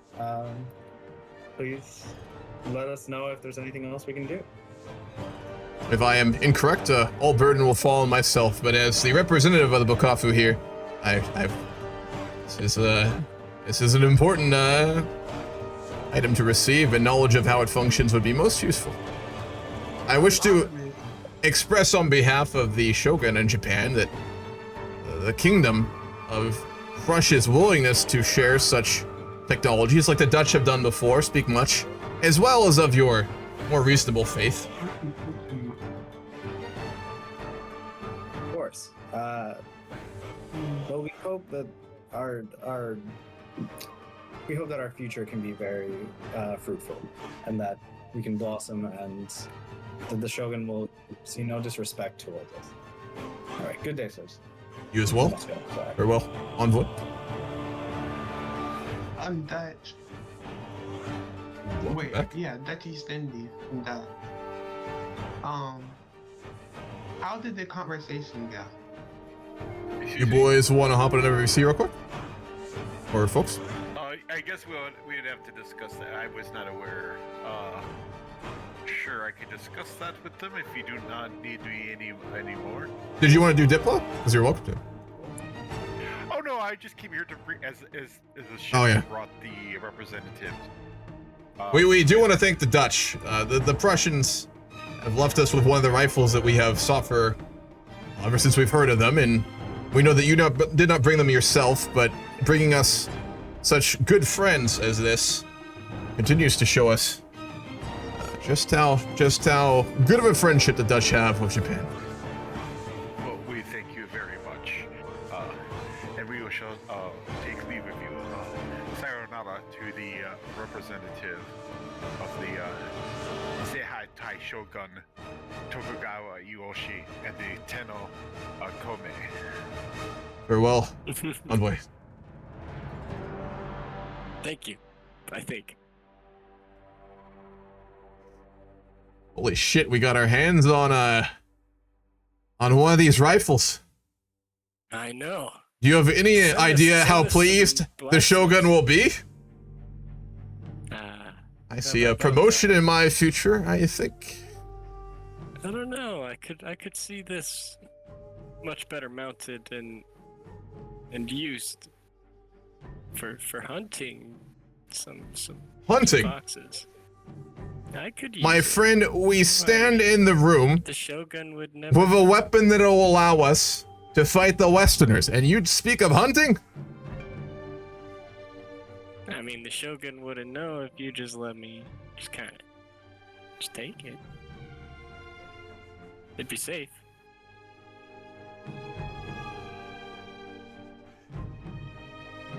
Hold on, I have a D20. What happened? I'm rolling a D20 For what? for what he would say. You're doing a persuasion roll because why not? We are good friends, and we've been so for quite a while. But you know that I am a representative of the Bukafu, and therefore a representative of the Shogun. I cannot turn a blind eye, but I will turn a blind eye for you of asking this. I know you do outrank me, but I do also represent the Shogun. Very well. Very well. You can take the rifle. You can take it. I will make haste immediately with riders. Might I use some of your guards as well as that of the Shoguns to take this immediately back to Edo? You may, as long as nobody ever speaks of me offering that. Tell you what, next time we get a shipment of Dutch clocks, you let me get 60% of those, and we'll call it even. I won't think of it again. Fair enough. You got a deal. Beautiful. Wonderful, my friend. Times are changing. We will only grow wealthy with them. So I guess the session's over for today. I had a lot of fun. I was Yeah, me just too. a sub. Fun. I guess they needed an emergency Dutch sub, so I Is he coming back, Vork? Vorch? I don't. From what Brock told me, he just dropped out. Whoever shit. it was. And that Brock contacted me. He's like, we need a Netherlands, because I guess they're pretty essential to the. Well, they're really big in the politics of Europe right now, and you are like the sole contact with the Japanese. So if you weren't here, we would have been twiddling our thumbs and staring at the wall. Yeah. So yeah, he said he could come. I'm hoping that you guys will actually get a permanent person. I don't know what happened to the original person, but I said like, yeah, sure, I'll come in. And Were you originally playing someone else? Brad, you should play. no, It's I was great. not actually. What's that? Sorry. Said you should play. It was great having you play. Oh, sure, it's fun. Like It's really an issue of time. No, I was not actually playing anyone else. I was the only game I was currently in was Millennium Dawn, and I did subs like for EU for like last 3 or 4 weeks, but I did tell Brock that I can't. I felt that because I could not commit to an entire game and be there every week. To be fair, it is like 3 months of like 4 hours every Sunday evening, so it's understandable, you know. It's a lot of fun, but that is a big commitment. Yeah, it's the fall schedule I have. It's probably like I know I played 2 full wiki games before, but that was during the summer and it was easier. Once the fall ends and winter comes, I'll have more free time, so I'll probably be able to come back and sign up for a second full game in addition to Millennium Dawn once again.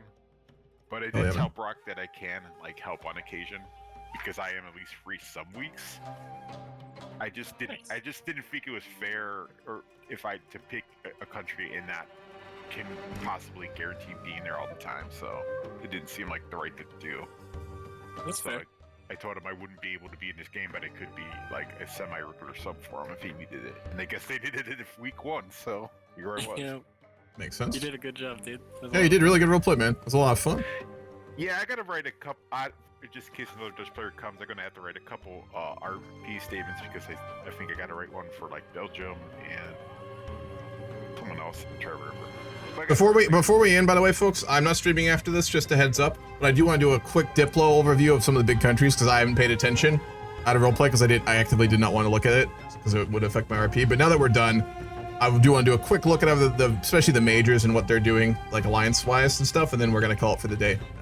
Because I want to finish that fucking Grand Campaign episode tonight. I hope. Jesus Christ, it's been so long. So, also thank you, Jay, for co-oping me. Yeah, I hope you didn't mind my had a lot of fun. American accented Japanese there. Dude, I don't even try and do accents, like, because either it's racist or it just sounds horrible, so I don't even bother. I wasn't gonna accent, but I did know the Japanese. It's just I'm sure a Japanese person would probably tell me my Japanese is like extremely accented. To be fair, if you're trying to like speak a second language, like, good on you. Anyone who tells you not to do it, you're doing it badly and should stop. You can fuck right off. So, you know. Yeah, everything I said in Japanese was actually legitimate Japanese. Oh yeah. To you guys. You speak better Japanese than the Japanese players by a long shot. So. Yeah. So I was actually using the full title for the Shogun. That I know it's Tano's the casual title for the Shogun, right? That's like, it's a more casual way to... Tenno. Are you talking about... Oh, Tenno is actually the appropriate title for the Emperor in Japan. Is it Tenno? I know T-A-N-O is the casual form of address towards the Shogun, I believe, right? Let me look it up. Usually you could just call him Shogun. Officially, he's called the Sei Tai Shogun, which is what I was using. That's his like official full title, which translates to Commander-in-Chief of the Expeditionary Forces Against Barbarians. Yeah, the barbarians part I remember, which is funny. His job is to fight barbarians. So that's his full title. So I used the full one because it was be considered more respectful, and I was trying to definitely be in character. And then the amount of like rank levels for address in Japanese culture I was reading about, I didn't even bother trying to learn them because they were so complex in this time period. Like, because they took, I think, like, it wasn't the Confucian, like, Qing's basically like address and rank system that they then made like more complicated or something. Yeah, they kind of moved away from that by this time. They don't the Really? system that they really used was much earlier in history, and they kind of as far as RP goes, you really only have to worry about like the court rank system if you're actually playing the Emperor and dealing with his court aristocrats. Yes. Outside of that, it's just more. Does the ranking system? Because I know like there's the two courts and the two like basically government systems in Kyoto versus Edo. Does the Edo and the Shogun's court utilize the rank system, or is that only more important kind of in Kyoto? That's more important in Kyoto. Interesting. That I didn't get. Okay. The Shogun really just deals with his daimyo. Yeah. Which he keeps in Edo with him at this time half of the year. And Yes, they're required I remember to live that. there half of the time, and that's to prevent them from thinking too much about independent thoughts. Like, keep your friends close, your enemies closer. You know, it's a good strategy. But Tenno is actually the official title of the Emperor. It literally means like heavenly sovereign. So that's like the respectful, true title. So when I say Tenno, I'm actually talking about when I say Tenno, I say Tenno Kome. Yeah. Kome is your current emperor in the game. But of course, I would never actually get to ever see him as a foreigner. The closest I'll ever get is to actually visit the Shogun like once a year. In this time period, though, the Shogun didn't commonly meet with foreigners. Like, as they opened up, it started to, right? But like in the initial period, the Shogun almost never met with foreigners, right? From what I was reading. Yeah, you're right now. Normally, you're still in your isolated period. You're just like leaving them out of it early. It does become more common after they open up, though. I know that part. Never the Emperor, really, but with the Shogun, yeah. Once the Bafuku period basically starts, they do meet a lot more because that's when they're forced to open up. Sorry to interrupt, but the Dutch, the deal's on. The deal for your debt. Oh I already got the also, real quick, I'm gonna go ahead and stream real quick, so I'm gonna go meet up. I'll be back in a few real quick. All right, folks, I do want to do a quick overview of the Diplo of the game, and then we're gonna call it here for the day, and I'll end stream. I just want to do a little for myself because I was gonna do this anyway. Might as well stream it, looking over things for kind of how this went. It was a really fun game. I've missed Victoria 3 roleplay. It is by my far the favorite Paradox roleplay out there, still to this day. I'm glad I took a break. I ranted about it last time when we ended. I was a little tired of the unrealism and the metagaming and stuff, but it's been a little while refreshed, so I'm very happy to be back. It's a lot of fun today. And Japan is as fun as I thought. Very interesting. And like the role-playing style where you basically have like, you know, a lack of knowledge is really interesting. So let's just briefly go over the big powers and kind of see like what their Diplo is, because I'm curious. So starting with the British, their rivals were the Russians, the French, trading with the Belgians, the Ottomans. Interesting. No new protectorates, I think, in the looks of it. Very run-of-the-mill. Seeing their economy's blown up. Oh, not too much, actually. The French, they had Napoleon back in charge. He's been overthrown now, and they've got a president. Oh, fuck. They are the Second Republic. So France is just, their government's in complete chaos. Diplomatically, defensive pact with the Sardinians, so the French are obviously heavily involved in the Italian kind of unification conflicts, which are starting to brew at this time period pretty heavily. They trade with the Pope and the Americans. And they, for some reason now, have the Portuguese in their customs union, which is huge. We hate the Portuguese, so we now really dislike the French, even more than we already did. Given some events and things like that. The Dutch, rivals with the Belgians and the Portuguese, trading with the Prussians. Yep. Austria allied with the Prussians. Okay, they're going two brothers route. Nice.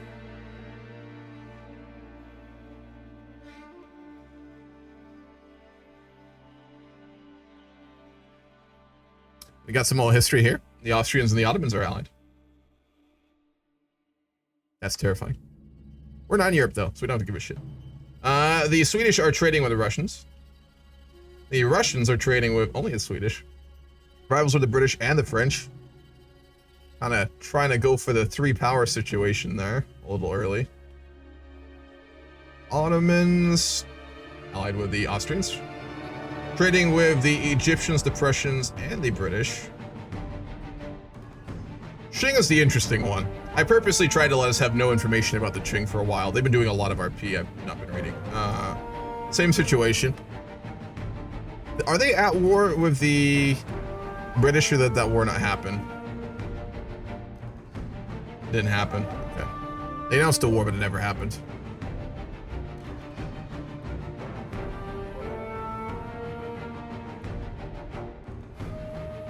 Mexico is guaranteed by the British. That's interesting.